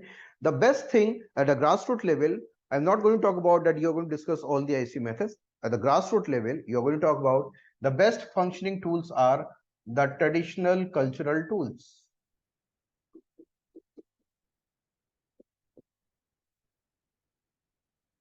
The traditional cultural tools. Okay. Then at the grassroots level, the best functioning tool which can be utilized is Gram Sabhas, discussions. Now, the best tool we can utilize the grassroots is community radio. We can identify what various influencers. Influencers can be community influencers. Influencers can be SHGs. Influencers can be SHGs. Influencers can be what? Social sector organizations. For relentless communication to the people. Now, use of today, very powerful use of social media. Inputting the messages regularly. Encouraging students through community engagement programs.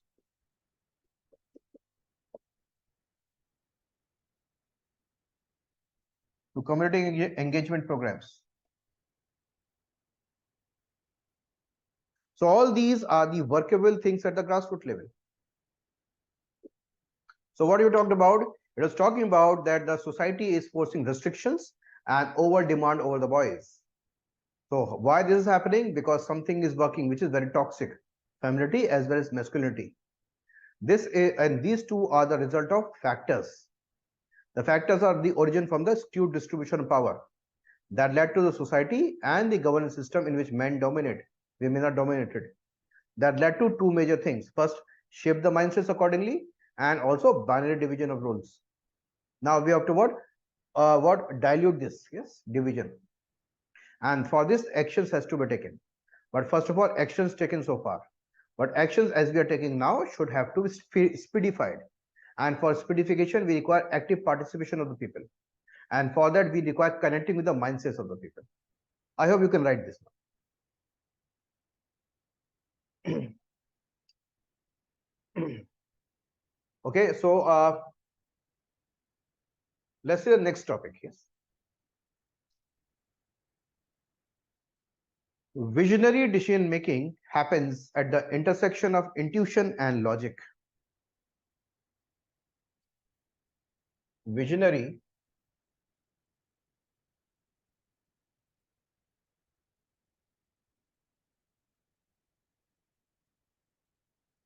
So visionary decision making happens at the intersection of intuition and logic.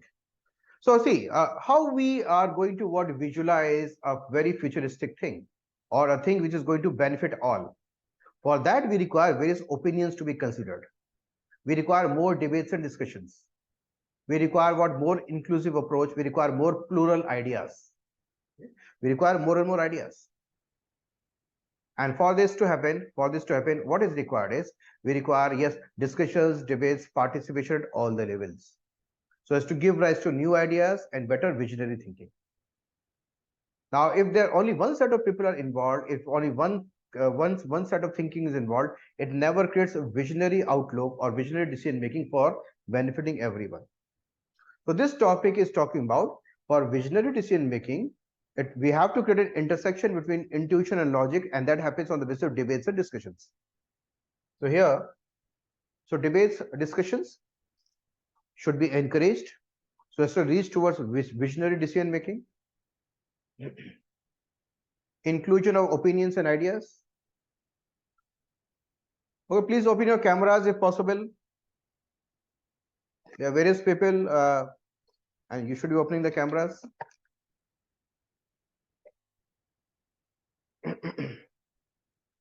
Debates, discussions. So it is focusing on, we should be encouraging more discussion, debates so as to come to a visionary decision making. Hence, inclusion of opinions and ideas. Hence, supporting pluralism. So when the diversity is being encouraged, diversity of ideas is being encouraged, when diversity of ideas are there are more debates and discussions. Debates and discussion definitely leads to disagreements, agreements, as well as what maybe fights, quarrels. But finally, all these brainstorming leads to better decision making. So one-sided view, one-sided idea is not going to benefit all because that is only one-sided. Yes. So hence, how this is visible? Yes. How this is to be. The concept is diversity is the norm, oneness is a false idea. So concept here is diversity is the norm everywhere. Oneness is actually a false idea, which is not natural. For example, let's take the natural world. The natural world, the colors in nature, yes. So when you see the nature, they're full of what? Multiple colors. Now, multiple colors give us variety, and that gives what? Peace of mind also. Imagine the entire world is in just one color.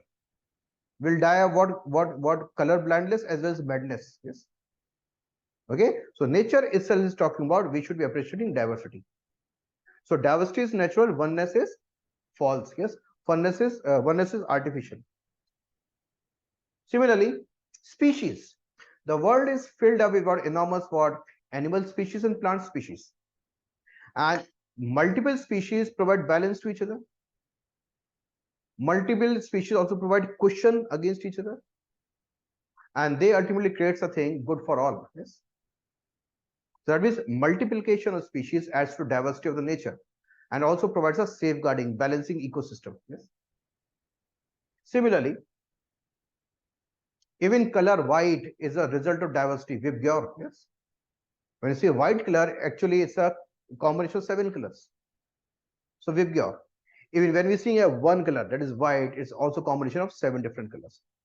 So diversity is everywhere. But when we promote oneness, but oneness suffocates and kill ideas. Let's see certain examples. Now, I always give an example in the class that oneness. Wherever there's a oneness, people want to add variety in their lives. For example, the most colorful houses in the world are in the places where there's a tundra and permanent ice, like Greenland, Norway. So why? Because the people are bored of seeing only the white color. They want to add color to life. So most colorful houses you find in what? Permafrost. Similarly, when I talk about the most colorful clothing worn in India is by Rajasthani women living in Thar desert, because they want to break the monotony of brown sand, so that they add color. And the most colorful pagdis are by Rajasthani men only, because when there's a oneness, people want to add diversity in their lives. Now, what is oneness? There's a weed by the name water hyacinth. That's a weed. So how it starts? It starts from the corner of the pond, gradually starts spreading, covers the entire surface area of the pond, sucks out the oxygen, kills the what variety of what species and lives in that, and finally the water body also dies. Yes, this is called oneness, which destroys everything. So what is natural is diversity, and when we encourage diversity, we develop ideas, and more the ideas leads to what? Better decision making. When we talk about a country like United States, is basically a place for what filtration of all the immigrants from across the world, and they're able to generate diversity in their country. Hence, new ideas, new what researches, new way forwards, best universities emerge there because they increase diversity. And when we contrast it with Taliban, oneness. So Taliban, the men should be having beard. Yes. Women should be confined to homes. Are the people happy there? No, they want to break free. That is called imposing oneness, which is not natural. Okay, so how? So that means the message here is we should be promoting diversity everywhere. Let's say everywhere where? International forums, national, okay, institutional, local, everywhere. For example, importance. So here the topic is highlighting the importance of debates, discussions, views, counter views, plural voices. Now all these things lead to brainstorming, and brainstorming also lead to improvement in thinking and emergence of visionary decision making for the common good. For the common good.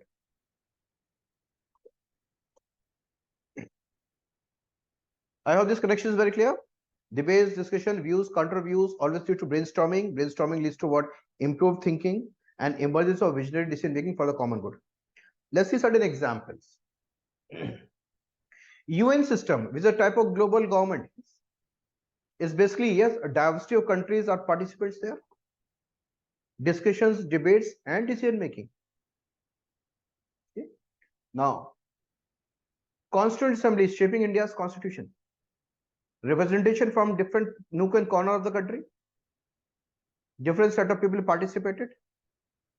They brainstormed for almost 3 years, and finally the constitution emerged, which is a reflection of what are collective ideas. Now, today's world, all global agreements, whether linked with human rights, SDGs, and climate change, they are first of all brainstormed and finally they emerge. So UDHR emerged, Sustainable Development Goal emerged on the basis of again collective discussion, debates across the channels. Climate change, global efforts like Paris Climate Agreement. After enormous discussion, debates, emerged the Paris Climate Agreement. So the visionary decision making is always based on what? More inclusion, more opinions. Now we require to encourage this across all the areas. Let's see, international level, national level, local level.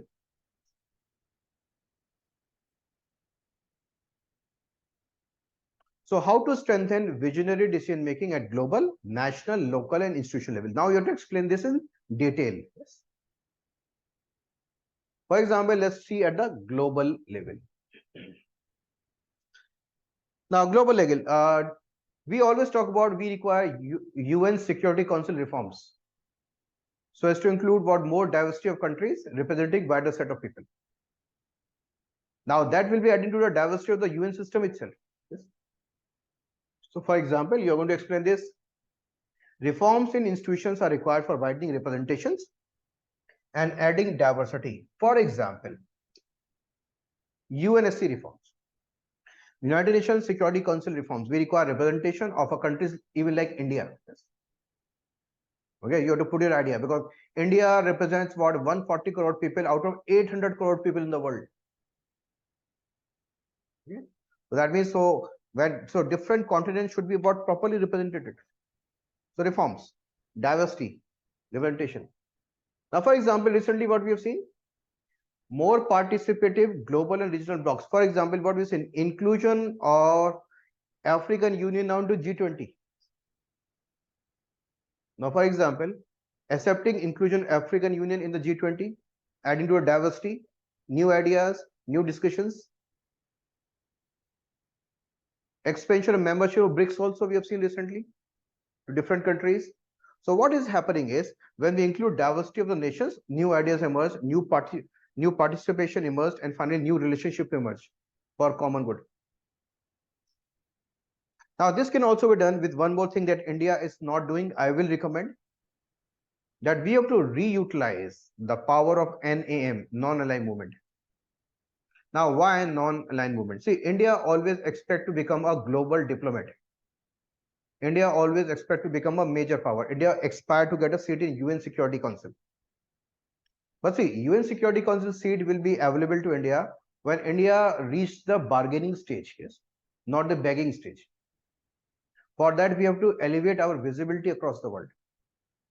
So when you talk about NAM, non-aligned movement, Non-aligned movement is still having more than 100 countries and the largest country in India. If India refocuses on non-aligned movement as per the requirement of 21st century, not on the basis of what 20th century principles, but a new set of principles, India can easily become its leader and driver. So that means we should be using international institutions to add diversity of opinions everywhere, so as to create a better world and even better bargaining power for better futuristic, visionary decision making by all sorts of leadership. So hence, one more thing I want to add here is revival of NAM as per the requirement of 21st century. This will also elevate the prestige of India, visibility of India. India can emerge as a state of what which can bargain for its UN Security Council seat, more backing of nations behind it, and finally more opinions which can be shared. Global. Similarly, let's talk about national level. How the national level discussions have been is been encouraged. We have got a parliamentary system of government now. So what we have to do, just tell how to improve the functioning of the Lok Sabha, how to improve the functioning of the Rajya Sabha. Yes, for example. So role of parliament comes into picture. Yes. So Lok Sabha is a representation of pluralism and diversity, because we have got representation from throughout the country. Now, so hence, how to utilize the power of this representation by encouraging more ideas, more discussion, more debates? So you read in polity there one thing called question hour, 0 hour. Yes, we are talking about what start questions, unstart questions. We talk about select committees. We should be about debate on the bills. All those should be encouraged, yes, for wiser decision making. So here, so you can talk about this. So strengthen culture of debates and discussions. For example, by increasing efficacy of question hour, 0 hour, start and unstart questions, encouraging open discussions and debates on bills, scrutiny by select committees on various issues. That should be encouraged more for visionary bills also. For example, if the bills are being passed without any discussion and by forcing the opposition out also, that means bills are not properly scrutinized. They have got various loopholes, and if the bills have got loopholes, so they will be challenged in the court. When they challenge the court, the judiciary burden will increase. Yes, lead to more pendency of cases. So that means good decision making in the parliament requires more discussions and debates, more scrutiny. Even we also require reforms in anti-defection law to restore the independent voice of and opinions of the member of parliaments and MLAs. For example, anti-defection law introduced whip culture. The whip culture bounded the independent voices of the MPs and MLAs. A whip has been issued by the political parties. They have to toe the line of the political party. They are not encouraged to debate on issues. So they are just reduced to numbers rather than what intelligent people discussing various things. So that means by bringing reforms in anti-defection law, whip can only be applied to those things in which the government stability is under question mark. For example, passing of budget or maybe a no confidence motion, whip should be working there. And for rest of the things to be discussed in the parliament or the assemblies, the MPs and MLAs should be giving independent voices. For example, on one side, we talk about that we are a representative democracy. We are electing a person from our constituency who is going to represent us in the parliament. But then you are shutting his mouth or her mouth. Yes. So this works against representative democracy. So parliament should be giving what more open spaces for debates and discussions. That also goes with the Rajya Sabha role also. So Rajya Sabha is a representation of states and federal character. So it's actually what maintains the diversity, because it is getting representation from all the states.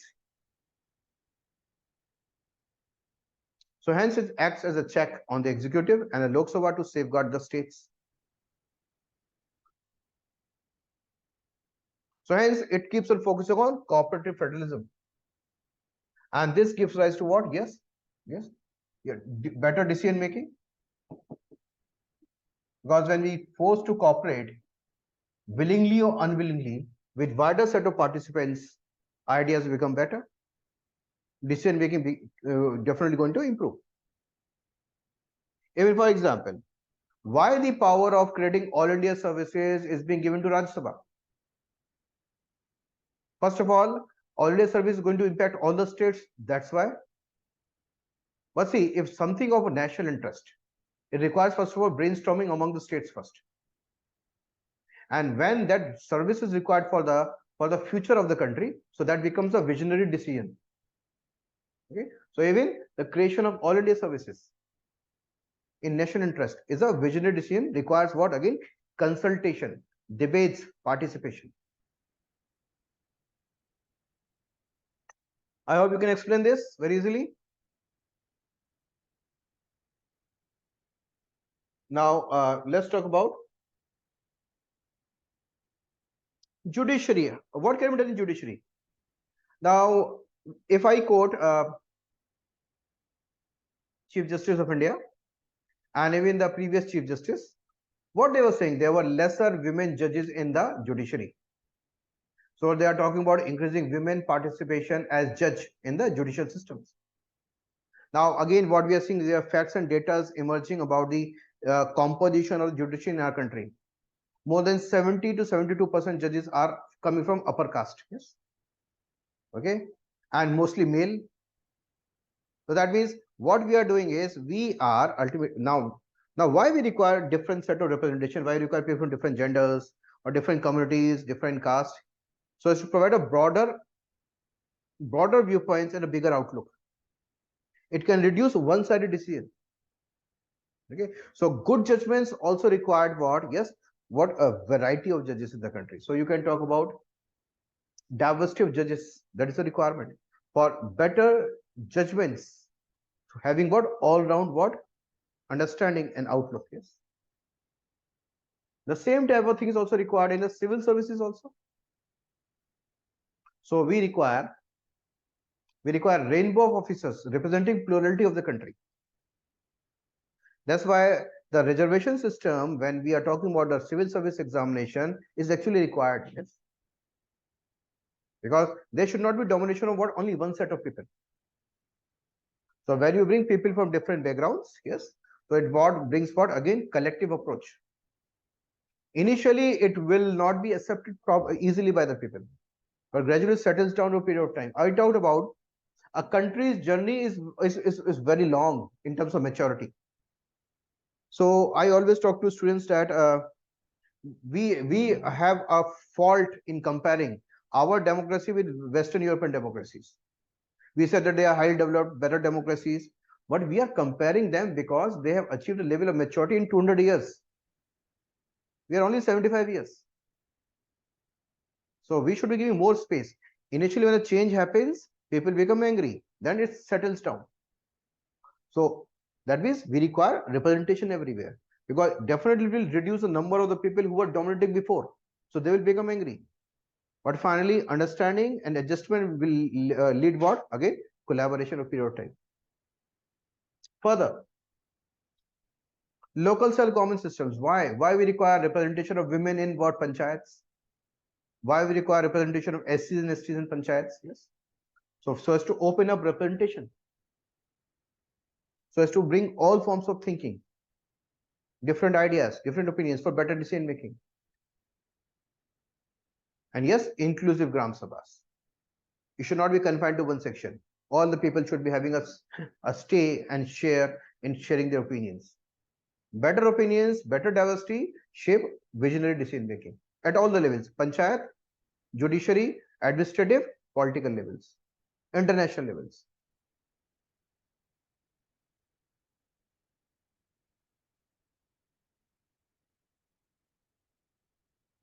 Now, even civil society, how we should be encouraging civil society in terms of discussions, debates. This should be the culture, first of all, in schools and colleges. I still remember when I was studying in the school as a young student, way back 30, 35 years back, there always used to be a debate period, or maybe a debate week, yes, and there used to be what we have to talk either for or against the motion, yes. Okay.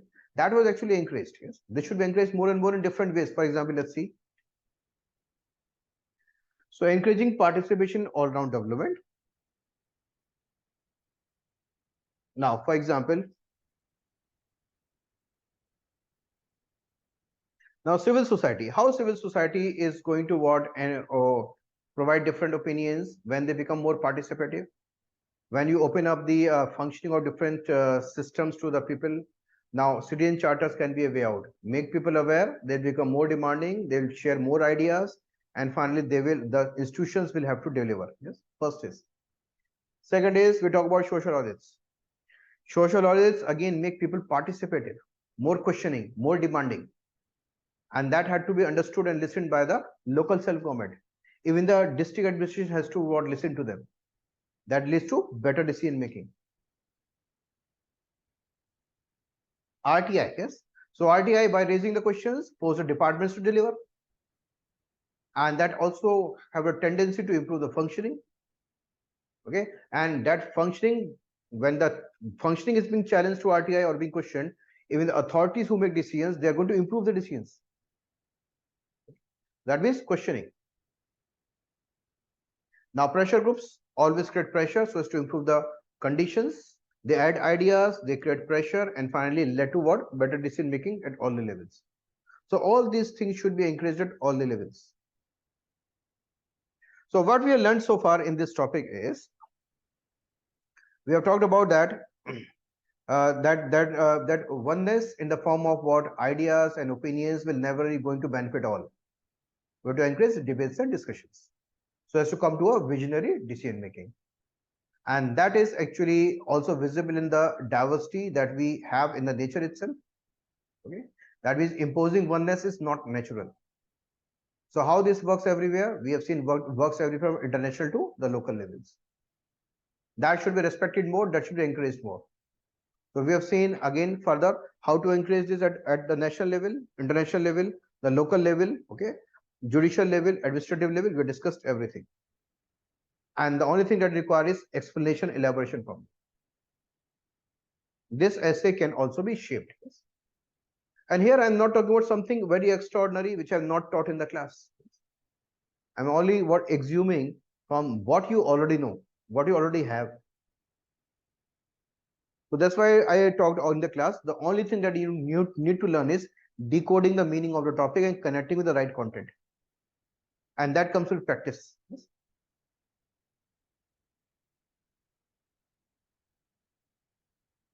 Okay. Now,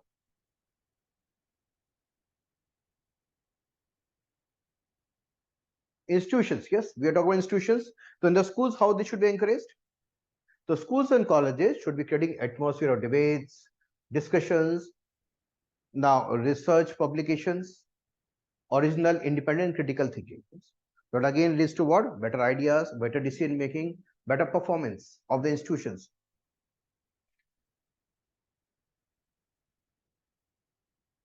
Now, if you, I don't know whether you remember or not, we are talking about that a society should be an interactive space. We need to highlight the best performers from different activities of the society. And we need to highlight them influencers, which when we connected with what various workshops and seminars with the people. For example, if we want to conduct an entrepreneurship sessions, successful entrepreneurs in the districts can be connected with what entrepreneurship sessions guiding the aspiring entrepreneurs. We talked about the good farmers having the knowledge about sustainable agriculture can be connected with the aspiring farmers who want that knowledge. So we have to create a society which is more interacting with each other. That's require a proper system of what? MICE, yes? That is meeting, incentives, conferences, and exhibitions. So MICE is meetings, incentives, conferences, and exhibitions for encouraging social, economic, cultural, institutional participation through workshops, seminars, and conferences. Exchange of ideas. Exchange of ideas lead to what? Again, more ideas and better decision making. And for this, what we can create at district level, we can create a calendar of events for active participation. We discussed, yes, They are cultural centers. They can be, first of all, brought under the map of hosting the events, and accordingly the timetable, the events can be planned either for the performers or the instructors to participate, to guide the people, or the others to listen and learn. Yes. So this can be about combination which can be done at the district level. And yes, media, we should be encouraging open discussion on issues concerning humanity. So everywhere what is required is a discussion based society is required, which is going to what create better decisions, and the better decisions are always taken by the people in power, but they should also be knowing which are the better ideas, and that should be emerging from all the corners. So the parliament definitely, state assemblies definitely, but from the people themselves.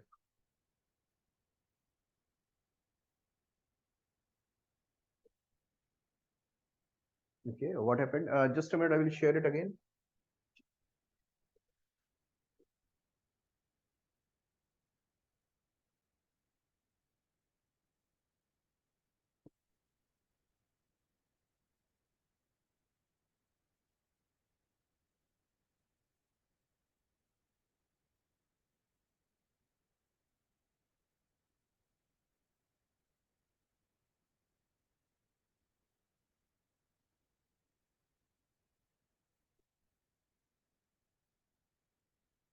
Why it was posting. Okay, now. I hope it is visible. Okay, now. I hope the topic is clear. All the 4 topics are very clear. Okay, let's take one more. Yes, let's take one more. So thinking is like a game. It does not begin unless there's an opposite team. I hope you all agree with this. Yes, we start to think when we have got a competition. Okay, when we got an opposite competition, so that means it encourages us to think and also create a strategy. And the world has been driven by the competition right from the start. Yes. But here, whatever competition we should be encouraging, we should be constructive in nature. We should not be destructive in nature. See, competition is a natural thing, and that should be there. But we have to channelize that in a very positive manner. The competition that we are seeing in quota coaching classes where the students are committing suicide is very destructive in nature. So that means this topic is demanding how to shape thinking by promoting constructive competition. So here, competition, yes, there has to be competition because opposite team always brings competition. Now, diversity, more ideas, more opinions, again adds more competition. Pluralism, yes, different way of doing things, ideas always create competition. That means all these become opposite to what you are. Yes. So when you're dealing with your opposites, you're forced to think and hence improve. Yes. But that has to be channelized in such a manner that everyone gets the benefit. Now, so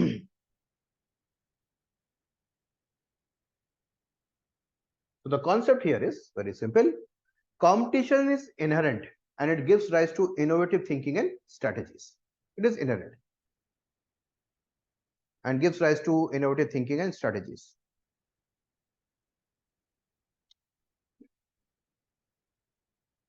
Now, and this applies to all areas of human activities and is also symbolized in the Darwin's theory of evolution.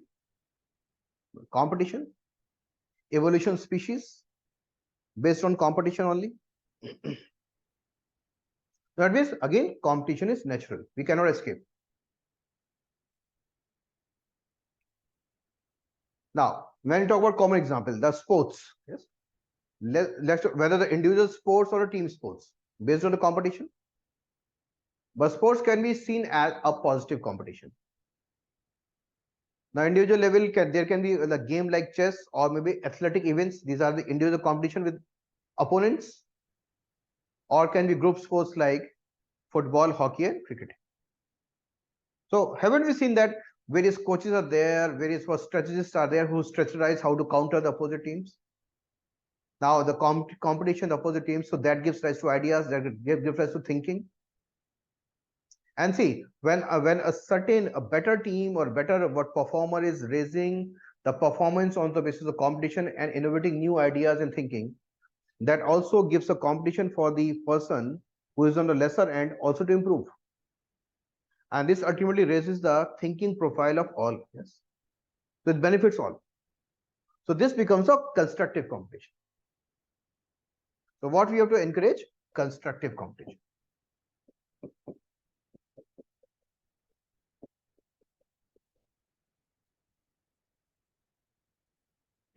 So constructive competition. So requirements. Right? So the requirement is to promote constructive competition. So let's see. So for example, globally how it works on the basis of global ranking system of countries. So for example, you know all those HDI, Human Capital Index, okay, Innovation Index, Environment Index, Happiness Index, Hunger Index. So all these ultimately brings a competition, yes, constructive competition for improvement. Because we face challenge from what various opponents. Here the opponents are the countries who are doing better. That encourages us to bring reforms, to explain properly. Yes. So this becomes a sign of constructive competition for all-round improvement. So mention some of the rankings which can be linked with what? Social social justice, yes, social improvement, economic, environmental. So now when the country acts on all of these, it benefits all, yes, brings new thinking for development, constructive competition. Politics. The politics, is one party system going to bring competition, or a multi-party system is going to bring competition? Multi-party system is going to bring competition, because parties will be now putting various efforts, new ideas that challenges the even the mainstream parties to think differently. So here, so in the political system, it works better when there's a multi-party system. So multi-party system creates what? Various opposite teams.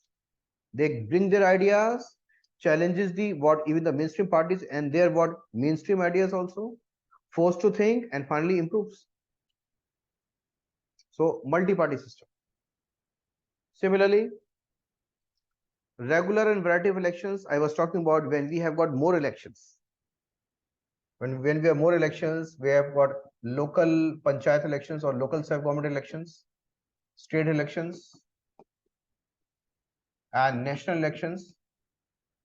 Issues are different. Issues are different. And all these issues gives rise to different forms of thinkings. Different forms of thinking. So hence, we will be what encouraging more elections, more variety of elections for encouraging wider set of thinking, because that adds to the competition. Yes, because even the mainstream bigger political parties are challenged by the smaller parties, and hence they are going to what create new strategies, new ideas. Okay, so that means we have to what generate the ideas through competition only. Now within the political parties also, internal democracy within political parties, that also generates competition. For example, what is the major problem with Indian political parties? They lack internal democracy. Things are usually imposed. There are no free debates. But what we talk about, we should be encouraging what? More inter-democratic setup. There should be election of the party head. There should be what? Election of the decision-making bodies. There should be more free opinion, free speeches within the political party system. That gives shape to what? Brighter ideas for the party's leadership in future. For example, when we compare this with what Indian national movement, when I talk about an Indian National Congress of that time, that Congress was the umbrella for different type of ideologies. There were rightist also, there were leftist also, there were centrist also. Yes, and they were discussing, debating. Many times they used to come on fight and quarrels. Yes, but led to what? That led to brainstorming and emergence of new ideas and thinkings. So it works at what? Multi-party system, regular and variety of elections, internal democracy, and within political parties. Functioning of parliament also. Functioning political parliament is symbol of what? Bringing ideas when they are represented by opposition parties or different parties, people from different constituencies, so they bring ideas. Thinking improves. Functioning of parliament.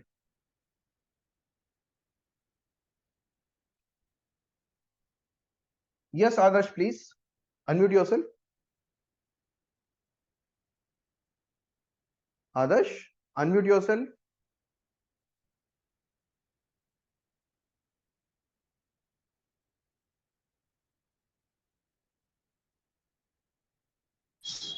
Sir, I was not able to join due to Indian economic class. If you can provide the link of the class So I will be for the sharing the lecture, link. then Do not worry, I will be sharing the link tomorrow on YouTube. Yes, the YouTube link with everyone. Clear? see, sir. Thank you, sir. Okay, okay. Thank you. See,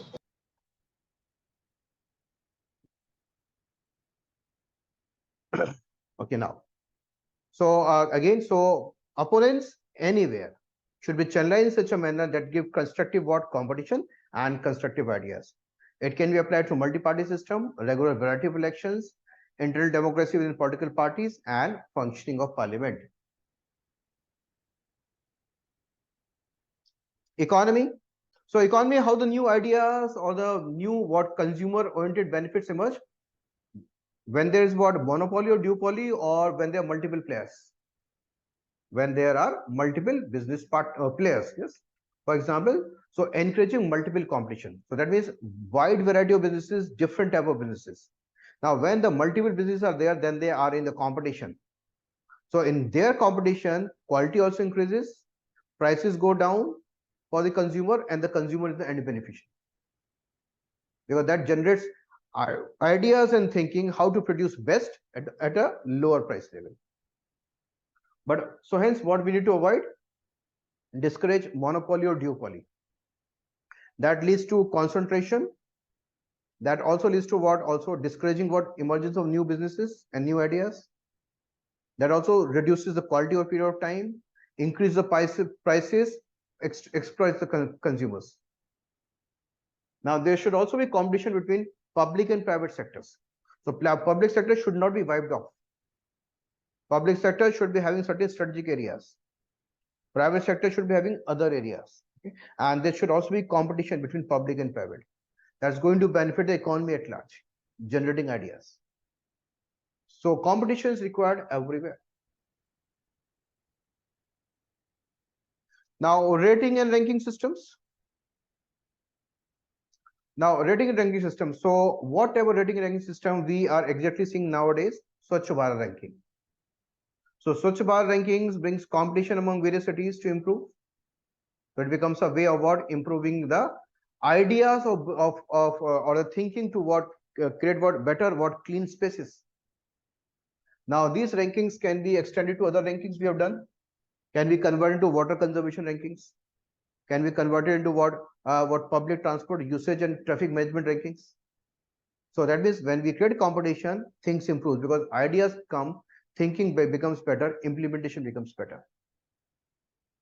Rating and ranking system globally and nationally.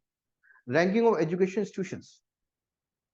Now, education institutions, when we rank, they try to improve. NIRF rankings we follow. But NIRF rankings should also be improved by adding new indicators, new parameters. So rankings also improves the quality of pedagogy.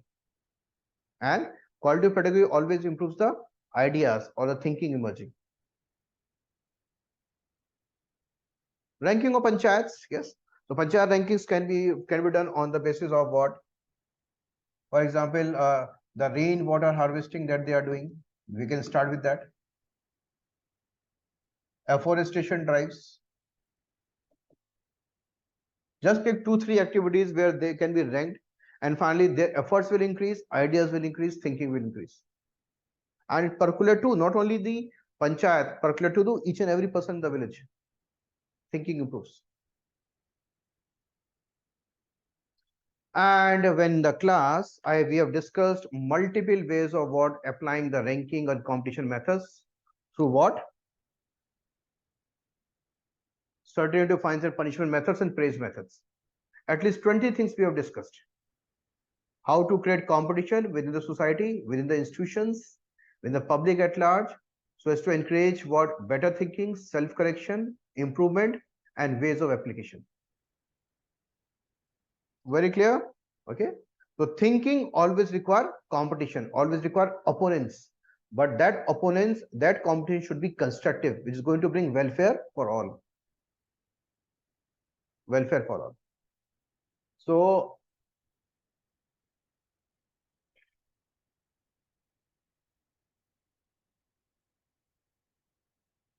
okay, so I have discussed today 5 topics. Yes, maybe 2 or 3 will be taken later. But I hope these all seemed what very doable by you now, because you can use your existing the ideas that you got from the essay classes, the content that you got from essay classes, you can easily apply. Yes, you can easily apply. Okay, and see, yes, I will be sharing the PPTs. Yes, do not worry, I will be sharing the PPTs. Okay, it will take maybe a couple of days, but I will be sharing. I will be sharing the PPTs. And you are expected to do one thing. I will be also be sharing the link of the this recorded thing on YouTube tomorrow, and that will be given to you by emails. Yes, so that so what I expect is just go through the video again, try to write 1 or 2 essays. Okay? Share the video to as many people as possible, because this time the first time I am doing this. Yes, so for YouTube also. Okay, so do it. Yes, sincerely, and I hope there would have been not been any doubt. I hope it was very yes, thank you. It would have been informative, yes, and at least it would have given you confidence that you can also write these essays, because everything is there in your hand. And see, without praising myself, yes, without praising myself, I say that nobody can provide such a simplistic explanation of the essays in the entire the coaching industry. It's not I'm praising myself or saying that I'm feeling arrogant. No, I say it with certainty. Yes. Just see the other the explanation essay videos, they're completely useless. Yes, because they are not doable. But here with the content that you have seen in this explanation, you can actually write 200 words very easily, 1200 words very easily. Okay, and this is thoroughly applied. Yes, thoroughly applied. Okay, so thanks for connecting. Yes, I'll be sharing the PPTs. We'll be sharing the video by tomorrow. So thank you for your participation and encouragement. I will be teaching you a lot, not only for essays, but also for your GS answer writing. Because a teacher who can teach essay means teach entire GS. Yes. Okay. So thank you for participation. Thank you. Thank you. Any query and question? Okay. So let's end the session. Thank you.